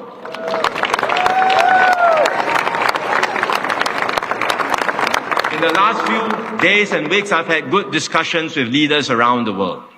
Building partnerships, securing opportunities, positioning Singapore for this changed world. Gan Kim Yong has been doing so too. He had a virtual meeting recently with the US Commerce Secretary. They had a good discussion. They agreed to explore creative solutions on trade between our two countries. Now, Gan Kim Yong is shouldering a heavy responsibility. He's our lead person negotiating with America on tariffs and trade matters. I say, let's give him our full support so that he can secure better outcomes for all of us.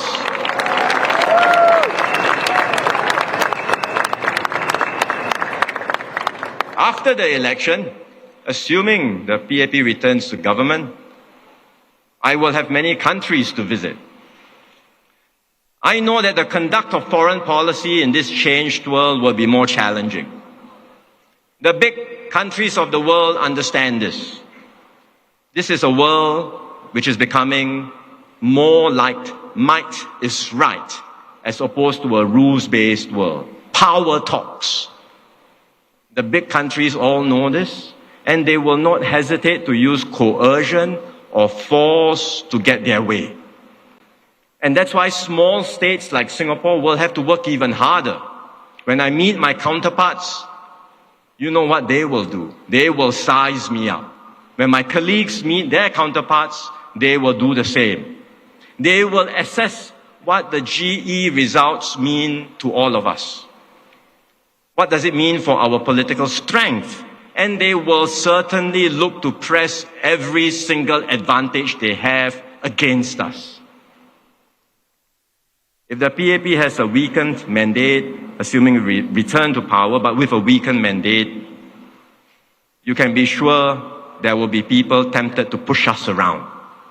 It will be harder for us to advance Singapore's interests. But with a clear mandate from you, my team and I can speak up for Singapore confidently. And we will do our utmost to ensure this little red dot continues to shine brightly even in a troubled world.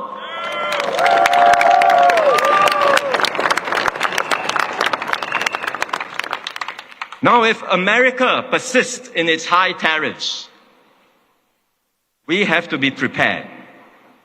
We have to be mentally prepared.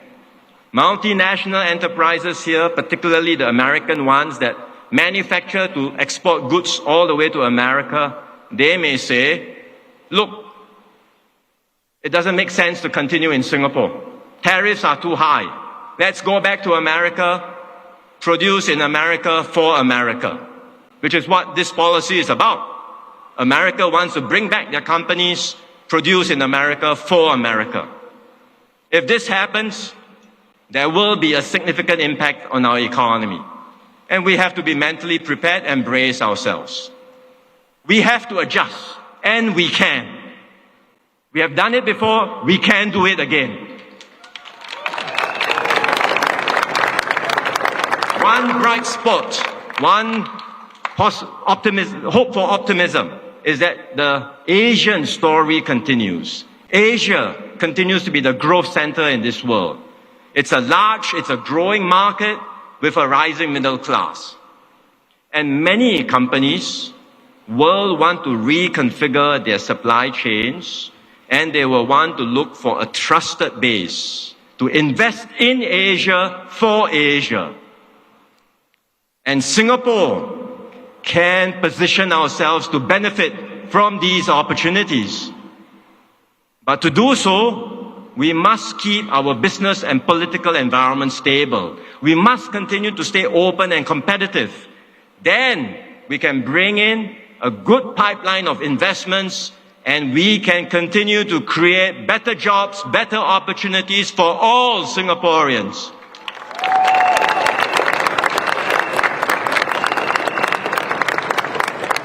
Now, all this will require a major restructuring of the economy, which we will have to carefully manage. And that's why, again, we need experienced hands, we need capable people to help steer us through. I know the new jobs will be different from the ones that we have today.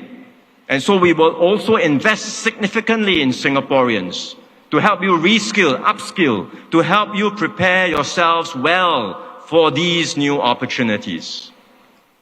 For new graduates, I say, do not fear. We will be there all the way for you. Career counseling, career sessions, job matching programs in our institutes of higher learning. We will help you secure apprenticeships and traineeships. We will help you find jobs.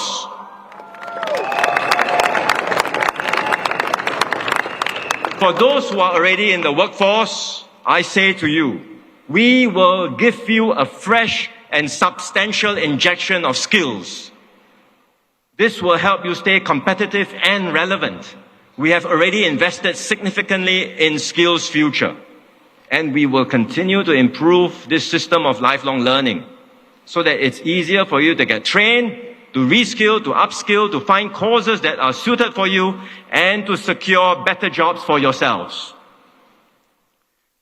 And for people who lose their jobs, it's tough, but I tell you, we will be there to catch you and help you bounce back stronger.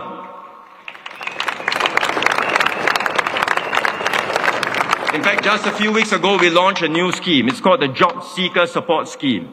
It's our version of unemployment insurance, but it's better because we will provide you with temporary assistance for up to 6 months. But it's not just about the payouts. We are also going to walk alongside you, support you, provide you with career counseling, coaching, and job training.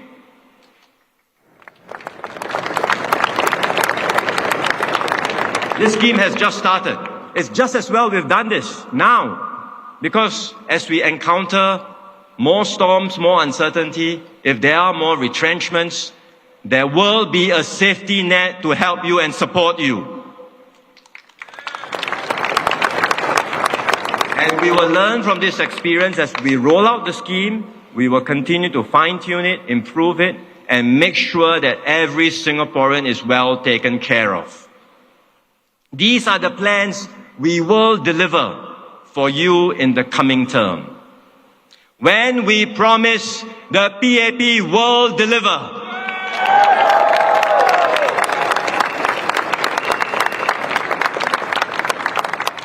Beyond these uncertainties, I also want to work with all of you to shape and to build the Singapore we want for the future. I know many Singaporeans, even our fiercest critics, even those in the opposition, will acknowledge that what we have here in Singapore is not bad. If you compare 60 years ago and now, living standards have gone up across the board. We have succeeded beyond our wildest dreams. But I know many people also say life feels like a pressure cooker. You're concerned about the intense competition and stresses faced by your children. You worry that your children may not flourish and thrive in such an environment. I hear you. I understand these concerns. It's a big challenge and there are no easy answers. We are a little red dot. We have to work hard, we have to stay competitive, and we have to move forward. No one owes us a living. We have to secure a better living by ourselves. But if we push too hard, we end up overworked, overstressed, and everyone is unhappy. That's not a good outcome. So we must find a better balance. A better balance where we work hard to secure our living, but we also have space. Space to breathe, space to dream, and space to live our lives to the fullest. I believe we can make this happen. That's the new Singapore dream we must create together. And that's why over the past year I've been busy making changes. You've seen them, we've announced them, we've been reforming education. No more streaming. We have changed PSLE scoring. We have revamped the GEP, the Gifted Education Program. We have enhanced parental leave, now up to 30 weeks or 7.5 months for parents to spend time with their newborns. We are giving a bigger boost for mental health, and we are investing more in our caregivers, the unsung heroes in all our families taking care of our seniors and vulnerable groups. It has only been 1 year. I've just started. There is still much more we can do together.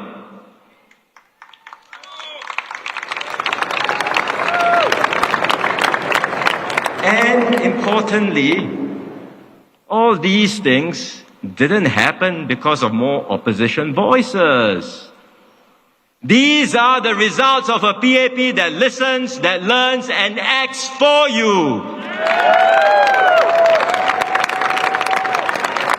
These are the results of a PAP that will always put you at the center of everything we do.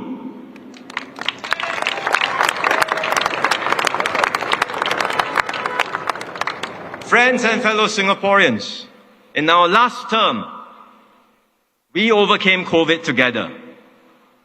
You've seen me and my team in action. We've walked that journey with you through the darkest moments of our lives.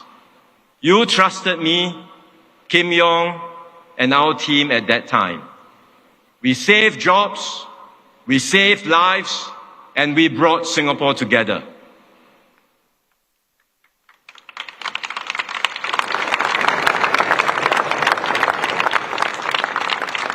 I still remember going to Changi Airport at that time.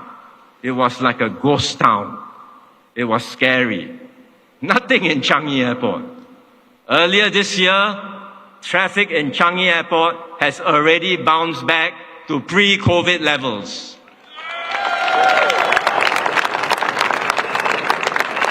In 2 weeks' time, we are doing groundbreaking for Terminal 5. That is what the PAP will do for you, with you, and for Singapore. Together, we have overcome, and we will do so again.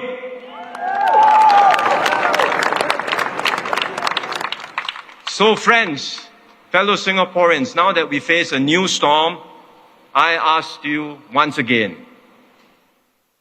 trust the PAP one more time.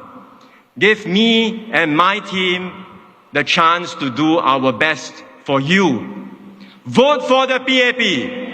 Vote for a brighter future for you, your families, and for Singapore. Majulah Singapura! Majulah PAP!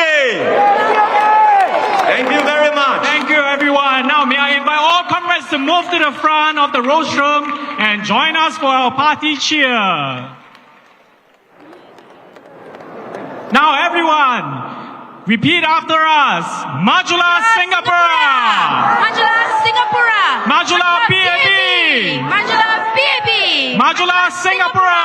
Majulah Singapura! Majulah PAP! Majulah PAP! Majulah Singapura! Majulah Singapura! Majulah PAP! Majulah PAP! Thank you!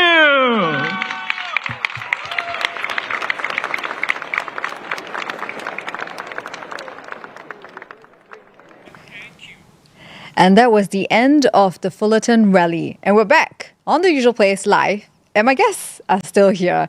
So if you've just joined us, I have 3 political observers to break down what just happened at the rally. I have Dr. Gillian Koh, Senior Research Fellow from the Institute of Policy Studies, Dr. Rebecca Grace Tan, who is a political science lecturer from the National University of Singapore, and Dr. Felix Tan, who's an independent political observer. Thank you for hanging out till the end of that. I want to start with how we saw some new political newcomers making speeches. So there was David Ho in Jurong East Bukit Batok GRC, Syed Harun in Nee Soon GRC, and Bernadette Giam in Sengkang GRC. They're all candidates running in those GRCs. But they're not all of them, but was any of the lineup, did anyone in the lineup stand up to you personally? And were there any hits and misses from the different speeches you saw?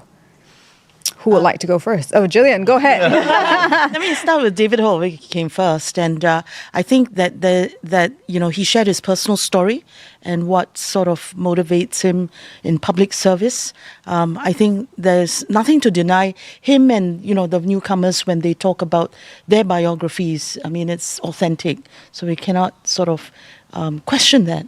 But I like how he sort of brought it to the general point that in Singapore today, in the education system today, he was a teacher, there is a lot of room to pursue non-traditional definitions of success and non-traditional pathways for careers. And I think that's an important message for young Singaporeans, young voters. He talked about how, most importantly, aspirations are set by experience. And so, that he is committed to ensuring that there is access to many paths so that the experiences will be different and aspirations can then be, explored, expanded, and develop further. So this is something that Singapore needs. We want to move away from the cookie cutter sort of sense of what you do in school, where you go to in work, and the world has changed. So I think it's probably the most important message, for me, looking at Singapore going forward. All right. Rebecca or Felix, did anyone stand out for you? Well, certainly, I think I agree with Gillian. David Ho was definitely one of them who stood out because I just felt that it was the way that he delivered his speech was very heartfelt.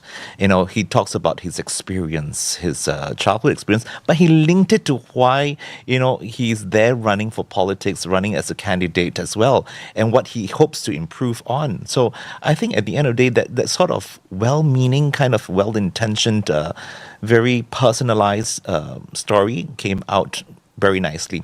I think the other person I want to talk about is David Neo as well. And I think somehow or another, he has that gravitas of, yes, this is what we want to do because, PAP represent that sort of honesty, that sort of moral well-being, that sort of direction.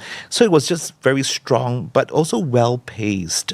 But probably because he's also from, a chief of the army, chief of army.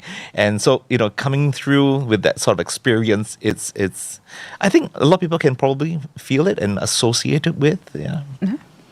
I think for me, the ones that stuck out, I think is probably a personal inclination, I think, as well, was actually the stuff on the parental leave. So people like Bernadette Yam talking about that and the kind of leveraging on the sort of recent slew of changes to parental leave and paternal leave and so forth. And I think that's, I thought was particularly good because I think it appeals or plays into probably who the audience is in the Fullerton area.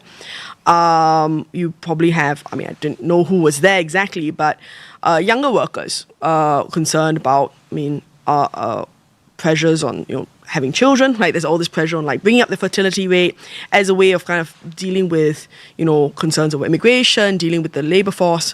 And so this kind of move towards a greater parental leave and so forth, I think it was a good approach. So it was not too generic, but obviously played into some of the concerns that the audience would have, or that many Singaporeans have, but particularly younger workers would have about, because they need parental leave, right? If you're not working or you're not a parent, then that's not so much concern. But working parents would have particularly the concerns surrounding things like parental leave and paternity leave, yeah. Can I do a riff on that? Because, yeah, of course. Go for it. Not just Bernadette Giam was featured, yeah, but also Mr.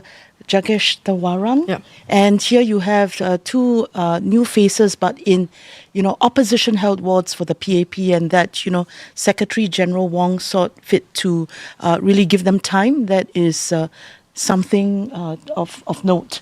That there is that desire to really put the best foot forward in those opposition-held wards, whereas he could have featured very, very many more newcomers. So I think that's an important message to send, probably to his party, but also to voters across Singapore, but especially in the opposition-held wards.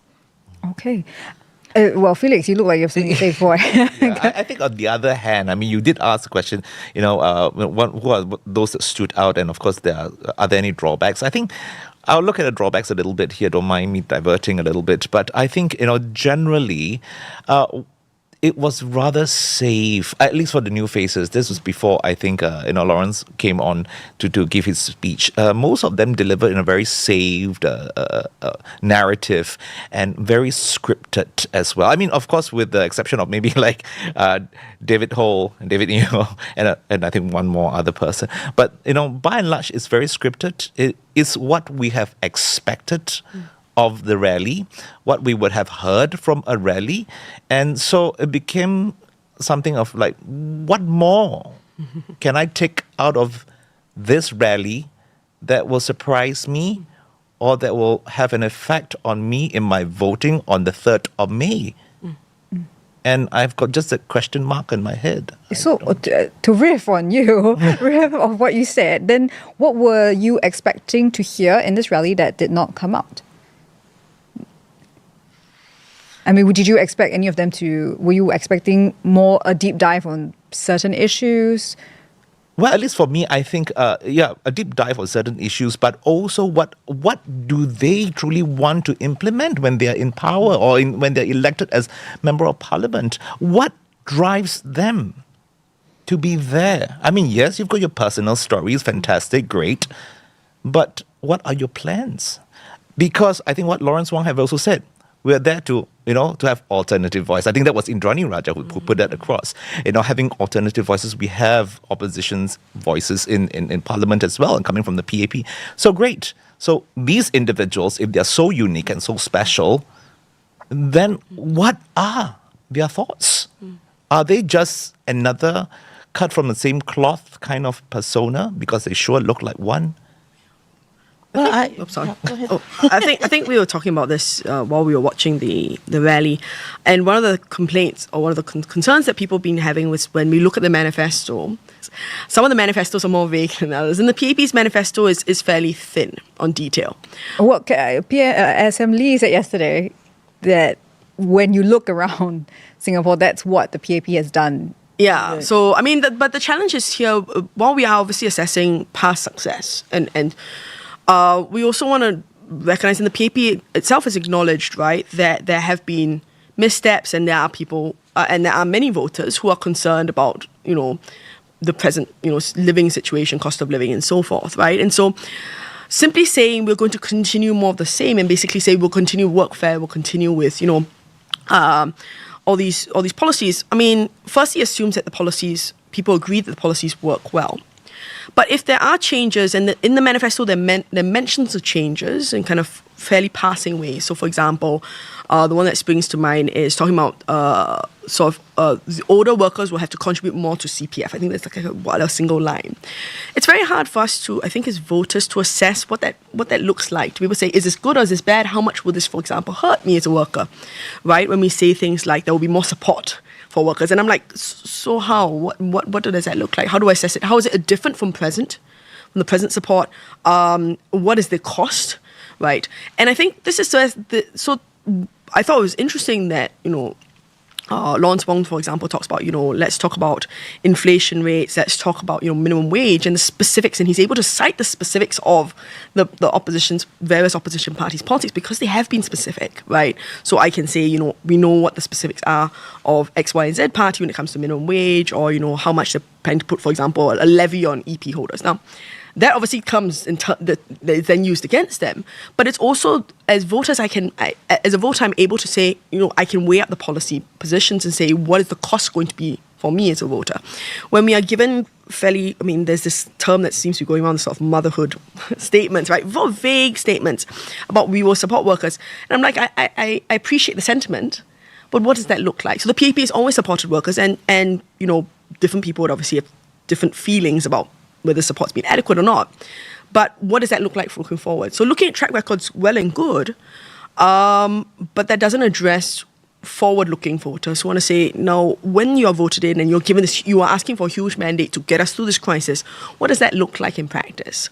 Simply saying they're experienced people to guide us through practice, not tell us which direction we're going to be going, for me to assess that, even if you have the experience, that it is a direction I want us as a nation or me as an individual to go down on. I think that's where it's hard to kind of make the assessment, because I don't have the policy details to be able to say, are we continuing on the same path? Are we tweaking it? And if we are tweaking it, what is the extent of that tweak? I get that they can't predict everything. That's the reality. You can't predict what tariffs will be like, in a week's time or 2 weeks' time, and that, there may be changes. But when we look at the specifics of, say, and when the opposition's policy specifics are used against them, we are also saying, then what is the PAP's specifics then? If we want to say the minimum wage is not like that, we don't want a minimum wage this amount, it will be hurt inflation, then the progressive wage model, is it continuing as we go? Are we going to keep expanding it, right? If there have been criticisms of the PWM, then where would you reform it? And that's where we're not sure whether any tweaks or changes are unclear, I think, at this moment. Jillian, I want to let you wrap up this question about what did you make? I think the key rebuttals were left to first Indrani Raja, who went first, and then, PM Lawrence Wong. And I think, in rebutting, they actually did cite the policies. They didn't leave it to the other speakers. For instance, David Ho could have gone on to say that, well, I'm in the party that has now reformed education policy so that, not only is it less stressful, the T-scores of PSLE have been removed, subject banding, there is, a lot of scope and time given to students to explore their different abilities and so on and so forth, which, of course, Lawrence Wong just brought up, but, it was very quick.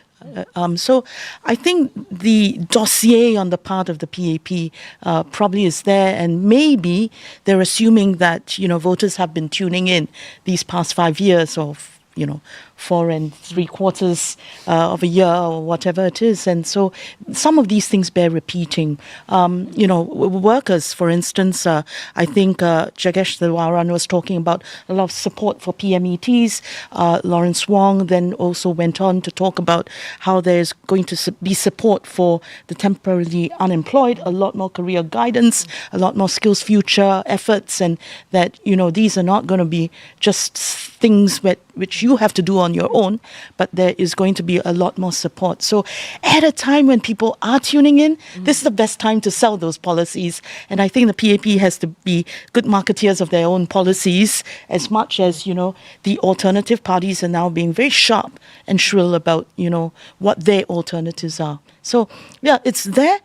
But, it bears repeating. And, some of these things, this is the moment now to really package it and, present it.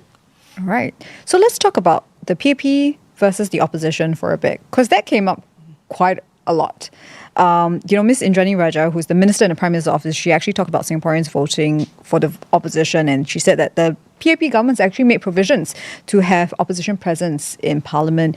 And then we have PM Wong, who also talked about how the vote of the opposition is not a free vote for alternative voices, right? So, and I think his point is that there will be a cost. It will weaken his government, which he did mention as well. But it is an argument that the PAP has made before. But before I ask you about it, let's have a listen to what he said earlier today. So, friends and fellow Singaporeans, a vote for the opposition is not a free vote for more alternative voices in Parliament. It is a vote to weaken the PAP team. The team that is truly working for you. It will weaken me and my team. And it will do so at the time when I've just taken over. I'm trying to build up the team to serve you better. It will weaken us at the time when our country is facing real and serious challenges. So I say to all Singaporeans, please consider carefully. This is not a gamble. This is your family, your future, our Singapore. That was a bit of an LKY. He was channeling LKY a little bit there. What do you think of the PAP's opposition to the opposition parties? Analogy was made to a team, and many of us have played team sports, and we know that, of course, what happens is the coach or manager lines up members of the team, and there's a sort of coherence to it and a sense of strategy to it. So I think he referenced that and really said that, for him to lose 3 or 4 ministers is no small matter, that it would just kind of disrupt, his sense of what the team ought to be. And fair enough. I think he'll have to make that pitch as to why voters in Punggol, for instance, who will have to consider a WP team led by Harpreet Nehal Singh versus People's Action Party team led by his task force chief, right? Deputy Prime Minister Gan Kim Yong. That is going to matter. So I think it's fair enough that he would make that pitch, and I think it's a response and a rebuttal to why it would not matter not to have a certain minister brought back. So I think best argument that he can make. Yeah, I think when it comes to team effort, I think in all sense of his presentation there, it was made in good faith, right? But when you have worked in a team, there's no guarantee that everyone is going to work together. That's one. And secondly, it becomes an echo chamber, and that's a fear as well. Because once you have an echo chamber, then everyone seems to agree with everything. Then where is the alternative voice? So I think, and let's go back to my earlier statement when I just say that those new faces, they should have come up to really not critique the PAP. What I'm just saying is to offer suggestions, concrete suggestions on what policies would they want to implement, what drives them, So if you're a team player, then you voice your concerns, to your coach and tell them, I have concerns, and perhaps we can do something in a different direction. So if you become the same as everyone else, then where is the difference? How are we going to improve the team? So if we go back to the COVID task force, it worked well perfectly as a team, and I think I've got to give them credit when credit's due. It was a fantastic team. They were all fantastic team players. But there were also, like what Lawrence Wong said, there were also times where it wasn't that successful as well. They were still managing the whole thing. But what about other voices, when they have, new information, to question this to see whether it works or not? I think that is also very important. So a team is not static, it's not monolithic and just say, oh, they all work together. Great if they can work well together, but not all teams can always work well together. I think to continue the kind of analogy of a team or the language of teams, Lawrence Wong's framing of teams is basically a cabinet team. Right, so we think of government as obviously these are the ministers, the people who are kind of the most senior within Parliament. But what the challenge here is that as voters are not just thinking about cabinet ministers when they're voting, right? Well, they're voting in the team to represent them in Parliament, right? Who best represents your interests, not just in who's going to head which ministry, but who's going to be my voice in Parliament. And so the challenge here is that you're juggling different conceptions of team here. The Workers' Party uses a different idea of team when they say, at the end of the day, to kind of go on Felix's point, right? If we think about team as the whole Parliament is there to debate and come up with the best policies possible, right? To discuss and say, I think you may put forward this policy, I disagree with this element of this policy, maybe it's the wrong approach, whatever. That's part of teamwork, right? When we come up with a team, like the output of a team, it's part of the usefulness of this process is to have that diversity. And so the Workers' Party is saying, we are part of the Singaporean team. We may not be the PAP's team, but we are part of the Singaporean team. And having that diversity is part of that teamwork too. And I think there's sometimes a tendency to imagine that, cabinet has to be, cabinet in this case will always be homogenous because it's unlikely the PAP will have to form a coalition government.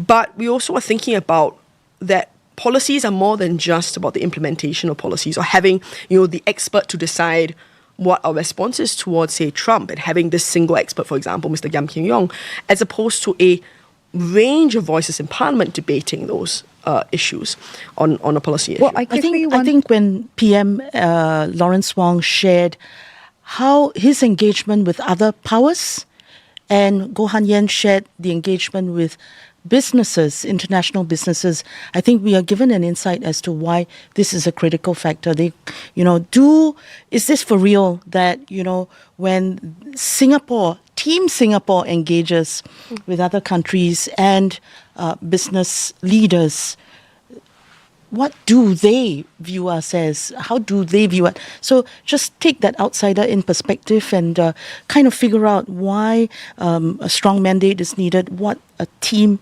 of, within cabinet, but also in parliament and, Singapore is needed. And the idea of business and political stability, how does it play out when people from the outside in come and look at Singapore and wonder whether they can believe that there would be some predictability, stability, so that they can put their bets here. And I think the appeal was to consider how that's a harder thing to do. And so what is it that, we want to put forward? What's our value proposition as we, go out as Team Singapore to international powers where, now might is right? And business leaders, even in good times, are going, why do I have to take a second look? Although, of course, PM cited there is a bright spot, which is that we are in Asia, and this is where it's at. People may want to locate in Asia to serve Asia. So I want to quickly go back to someone that Rebecca mentioned, which was DPM Gan Kim Yong. He called Dr. Gan, he said that DPM Gan was actually a task force man during COVID, right? That was a nickname that he earned. But it's actually not the first time he's raised Mr. Gan's name, during a rally. Why do you think he keeps,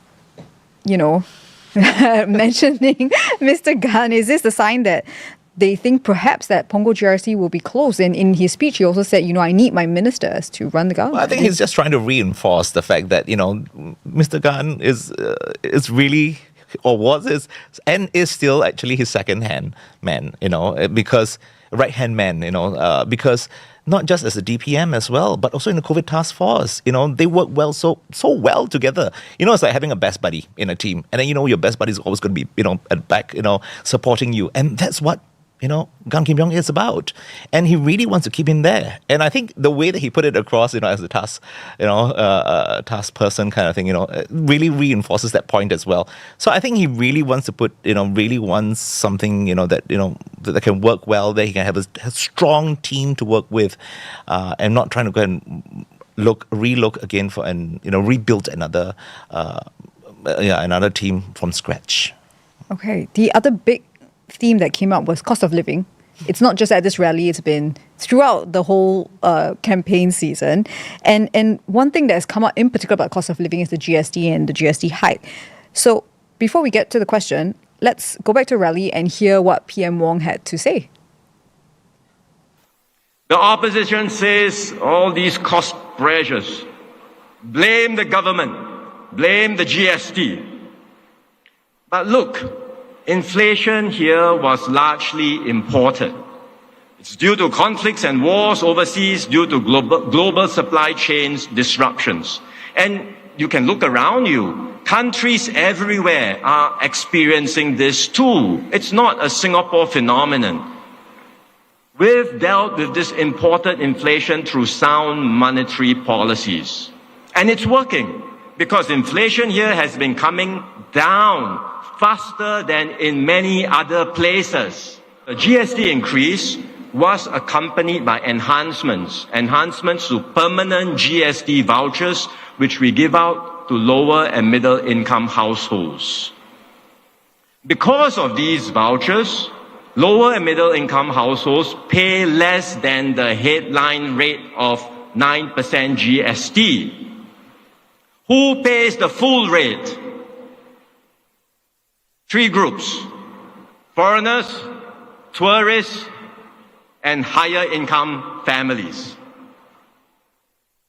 The opposition wants these 3 groups to pay a lower rate. Would you? I wouldn't. So PM Wong also talked about trade-offs behind delaying the GST hike, such as weaker public finances and insufficient resources for seniors and to deal with global challenges, right? So do you think his argument, in the whole argument of it, will resonate with voters? I think it's complicated. So, as I said just now, when voters and Singaporeans are tuning in, now's the time to kind of spell that out again, put your case forward and repeat and explain further. So I think that it would resonate better if there was actually a very direct reference to the number of programs that have been introduced to help seniors age healthily and happily.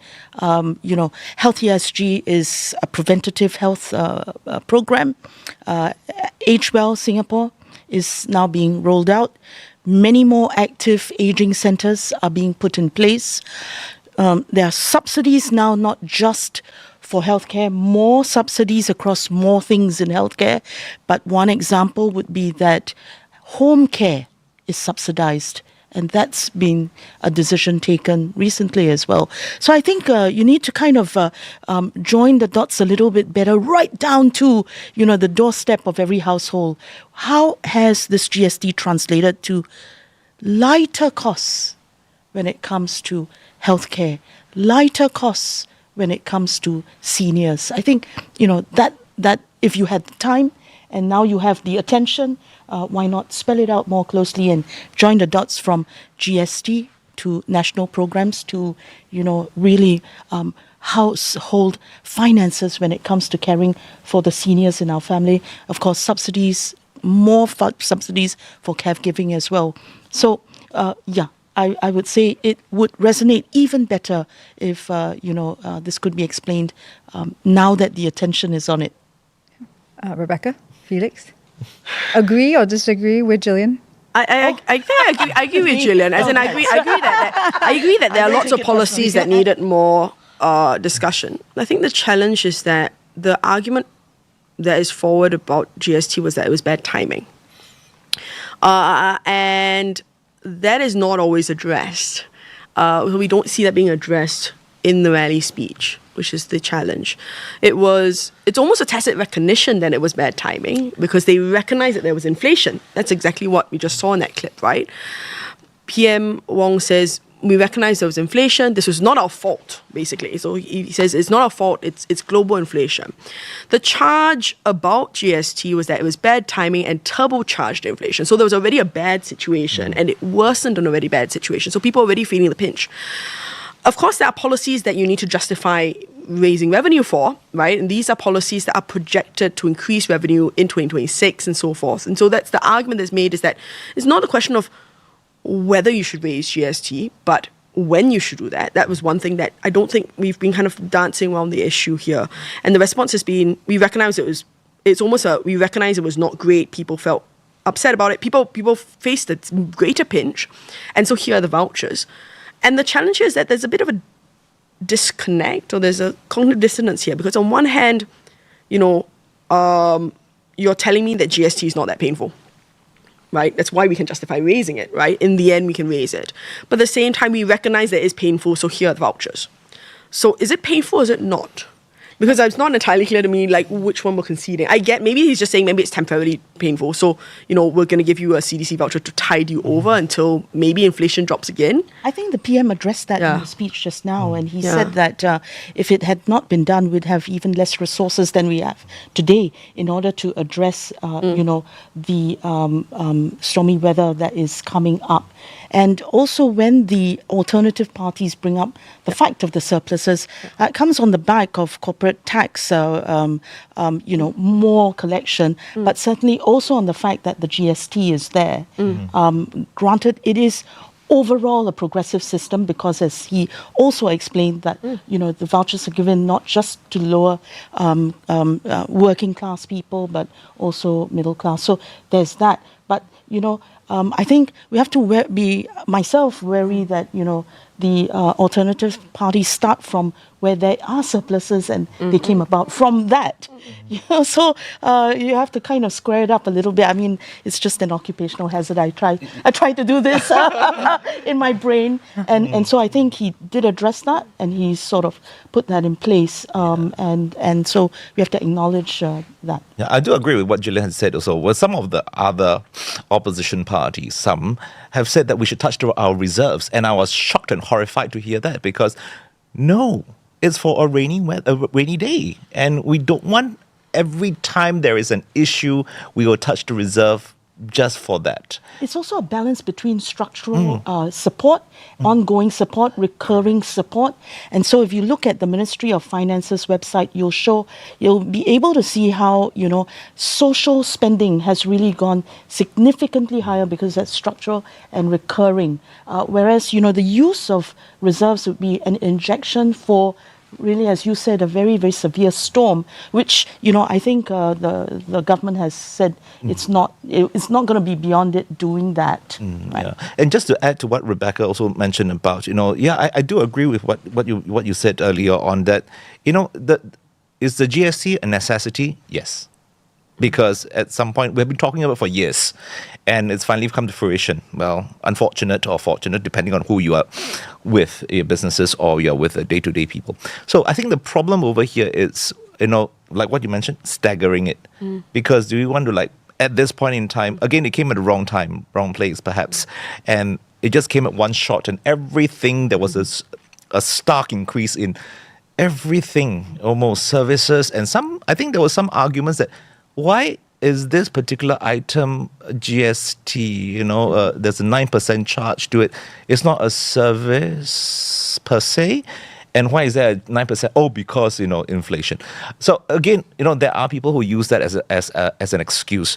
But I think, at the end of the day, if you ask the ordinary voters, ordinary voters out there, the residents, Singaporeans, it's not who is being taxed or where you're getting the money from, tourists or whatever. But the thing is that we are going through our daily lives. It's a lived experience for every single one of us, every single day. When I eat, when I buy things, when I have to go and watch a show, there's a 9% GST. And that hurts. But I guess, so that hurts, but then you take another step and you go, this is part of a redistributive system so that the people who need it most will get the support that they need. So, something to bear in mind: for every dollar that is taxed from people at the bottom 20%, they get $4 of support more. For the middle 20%, for every dollar they, afford in terms of tax, they get $2 more. So I think that's, something to bear in mind, because you're getting the returns through subsidized education, better quality, subsidized healthcare, more subsidies, support for the seniors. And we have seniors, by golly, we're not sure, how we can take care of them, but it's good to know that there is that safety net from the government. So it's just taking a step back and go, well, actually prices for educating my child, for healthcare, for taking care of Amma would be much higher if not for me putting in a little bit and everybody having skin in the game, so to speak. I guess the question is also talking about timing, right? When we think about the nuance of GST, it's not just a matter of timing. And this is where some of the alternative proposals regarding GST are, which is that GST, and this happens in a lot of countries, right, where GST is differentiated based upon whether something is an essential good or not. And this is where I think this whole idea of we give a handout, because GST affects different classes of consumers differently, right? So as a tourist, right? So, PM Wong talks about, tourists give a lot. But tourists are not buying essential goods, right? They're not going to supermarkets and buying rice. They're going to eat in restaurants and so forth. And this would obviously be subject to, let's say, a 9% GST rate. Or if you were to then remove GST for essential goods, right? I want to buy, a bottle of detergent or whatever in the supermarket, then that would be, in lots of countries, this is how it's implemented. And I think that's the big thing, right? Is that GST, the marginal effect, right? We're not just talking about the total effect of what we spend, right? But the marginal effect upon the middle class, or the sandwich class, that doesn't always qualify for the government subsidies, right? They might qualify for some, for example, preschool subsidies, but not the full amount. So they're still spending, $400 or $500 a month, right? And then on that, you add an additional expense. Every time they go to the supermarket, here's another expense, right? Because you're buying all these essentials that you can't, you can't stop buying diapers or whatever, right? So these are things you can't escape from. And the price is already going up, right? So remember that there's this global inflation going up. And so the essential goods that you're buying are already going up. And all of a sudden you've got another 2%. And I think that's what it is. People are not saying, I don't want to pay on going to a restaurant. I mean, of course we pay cheaper prices, everybody's not going to be happier. But I think a lot of it is the everyday spending, right? Whether it is, going to the supermarket, buy your stuff, right? Things like that. And that's where I think that the challenge lies, right? When we think about a taxation system, it's not just 9% for everything, right? When does that happen? Are there different ways in which we can differentiate between different kinds of goods, essential, non-essential? Of course, we're going to quibble over the specifics of what counts as essential, what's non-essential. But we do see countries do that, and it does have a marked effect on different classes of consumers. And I think that's where the pain point sometimes comes, because there is a sandwich class that is spending most of their salary on everyday essentials, is paying off a, HDB mortgage, right? And, paying for, preschool and all these things. And that's where the pinch really comes in when you suddenly have a, increase in GST, because they're not going to the theatre, they're not spending money on going to the cinemas and things like that. I mean, they might want to, but they don't always do that. And that's where the greater cost comes in. Since we're in the usual place and it's very, very chill, I'd love to ask, what kind of grade of rice would you consider essential? What do you eat? And when you go to a supermarket, what kind of rice do you eat? When you go to a supermarket? Oh dear. Oh dear. Right. That's why might just be the cheapest version So available. let's have a little quibble about what quality of rice would be essential quality, and and then having set that out. I mean, because three parties have put forward this idea of zero rating on essentials. Yeah. First, as you said rightly so, there is a quibble about what are essentials and what grades of what. What types of milk powder, what diapers would be essential, and secondly, then while one alternative party says we have AI, this can help, we have technology, we can change prices and all that, but you just have to imagine the transactional costs at the business, at the point of business for businesses. And so would it be easier if I do actually give you a voucher, which you can then decide on what to spend on, which is, for certain different households, a tiered amount that you would get back, for instance, and then you have the agency and choice to decide what exactly you want to kind of spend on to make up for the fact of the 2%. So I think even if you ask Singaporeans, they'll be like, wow, very complicated, very tiring, very tiresome, do they buy this or buy that or whatever? So here's the amount of money. More importantly, when you give out the vouchers, they need to be spent among local businesses. And so for businesses themselves, it is actually a multiplier effect for them as well. So I don't know. I mean, we can...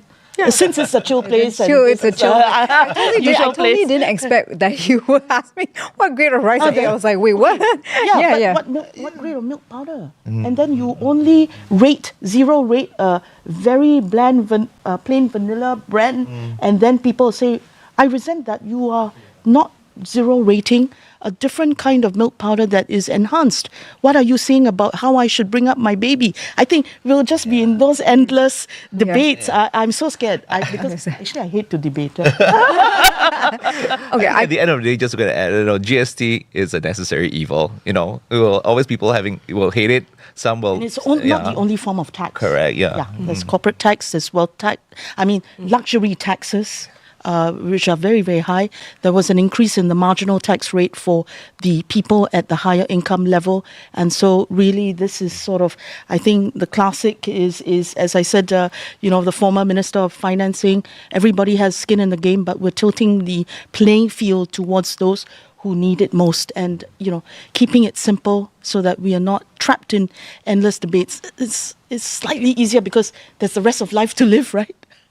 All right. I want to end off on this question and let the people who are watching us get back to work, because this is a very intense debate. Okay, so PM Wong actually said that this was going to be a tough election, and it has already proven to be so. And he also asked for a clear mandate for him and his team, because with a weakened mandate, some will be tempted to push Singapore around, right? Now, going by the past couple of days of how the hustings have gone, will the PAP get a clear mandate at the ballot box? What do you think? Or is it very hard to say too early to... Asking us to punt on something? Well, I try not to, but I mean, no, that's not what I'm asking. I'm like, given what you've seen from campaigning, what do you make? And given the global situation, do you think... I think I'm just looking at some key constituencies, where there are, I suppose the opposition or alternative parties have fielded their best candidates. And it was not far from Lawrence Wong's speech today. I mean, he mentioned Gan Kim Yong. So, of course, we're looking at Punggol, how that plays out. We're going to be looking at East Coast GRC simply because while it's been reconfigured from the boundaries of 2020, certainly there is now only one anchor minister, Edwin Tong, there, versus, an old hand from the Workers' Party, Yi Zhenjiang, there, and, we'll see how that plays out. I'd also be looking at Jurong West Coast Jurong West GRC, which is helmed for the PAP by Mr. Desmond Lee, come under the heat for housing, done a lot for it, but certainly facing off the Progress Singapore Party that's made it their middle name to deal with, reforms for housing, and that's led by the old horse, Dr. Tan Cheng Bock, a very old hand at politics with the A team of PSP. And finally, I'm looking at Bukit Panjang, where, the boundaries have not been redrawn. And Paul Tambaya is doing a rematch with PAP's Liang Eng Wah. And so, will any support of SDP be kind of trained upon Bukit Panjang? So I think that's interesting. Big story for me in this GE, though, is the many multi-cornered fights, and which translates to the future of opposition politics in Singapore is changing landscape and a very high level of contestation among these alternative parties, and that's the key takeaway for me. So strong mandate, I think it'll depend on how these play out, and I think we'll have to see how the last few days allows the various parties to make their case and go from international to national to really to the doorstep of households and individuals. That's an episode I have to do. The future of opposition post GE 2025. Yeah. Felix, Rebecca, I want to quickly get your thoughts on what you think will happen at the ballot box based on what's happening so far. My students asked me at the end of the semester what I thought it was, and I said I'm very bad at reading tea leaves. I don't really know. To be honest, it's the most unsexy answer. If we're talking about the most exciting ones to watch, I'm personally excited to watch Jalan Kayu.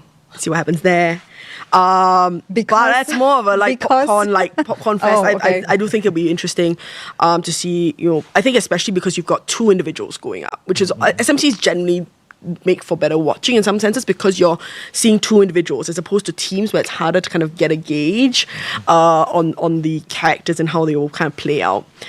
So I mean, it's more of a popcorn thing rather than who would I watch most closely. I think it's just because it's more things might happen at Jalan Kayu than but of course Tampines will be so these are less about who I think is most likely to win, but if I had to turning on football matches, which one are more likely to have more goals, more exciting contest. I think I agree with you. I don't have a crystal ball, and my crystal ball from Taobao doesn't really work. Taobao will not be happy. I'm just kidding. But I think I don't want to go and predict, at the end of the day. But if I were to go and say whether will the PAP get a strong mandate, I mean, it really depends on how you define strong mandate. The thing is that if you say, will you get back 2/3 majority or a majority in Parliament, I'll say yes. Because, we've got to see across, there are certain constituencies that's it's not really outright fight or contest. It's not one of the hotly contested seats that we have all mentioned. I do agree, Jalan Kayu, between Workers' Party, Andre Loh and, Ng Chee Ming, it's a tough fight over there. You've got Tampines, you've got, like what you mentioned, West Coast, Jurong West, GRC. These are very hotly contested areas that we're all watching out for. So if you just look at these areas, then what about the others? So the others will go back to the incumbent. So if it goes back to the incumbent, there you go. The PAP has won. And it is not out of 97 seats, it's out of 92 seats. So you already got 5 seats in the bag. Well, all thanks to a walkover. But you already have that. I'm not saying that that's a majority or a super majority, but you've got 5 seats free for you. So will it win? Yeah, it will. But I think what they might be concerned about is what's the percentage of votes? What is it going to translate? Because what we saw in 2020, the pandemic had no effect. In fact, it dipped in terms of the votes, while the PAP still get 2/3 majority, in Parliament, number of seats. And so, will it dip below the 61% mark, or will it go up? And does it going up? How much is up? Then would that consider as a stronger mandate? If it dipped to 55%, for example, I'm not saying that it will, but or it may. But the thing is that if it dipped, does that mean that they have lost a strong mandate? I don't think so, because if we all look at the numbers of seats in Parliament, the PAP likely will get a majority. All right. And on that note, thank you very much for sharing your thoughts. It was fun. About the... Well, it was serious. Yes. It was my first time watching it as a group. Did we make a good team? Well, it was good to hear all your very different views on different things, from GST hike to, opposition in Parliament. So thank you very much, Felix, Rebecca and Gillian, for being here and dissecting the whole rally with me. Now, tomorrow is already day 7 of GE 2025. More rallies, more walkabouts, and of course, more guests dropping by the usual place. So I'll catch you tomorrow, live at noon, right here on the Straits Times podcast channel. See you!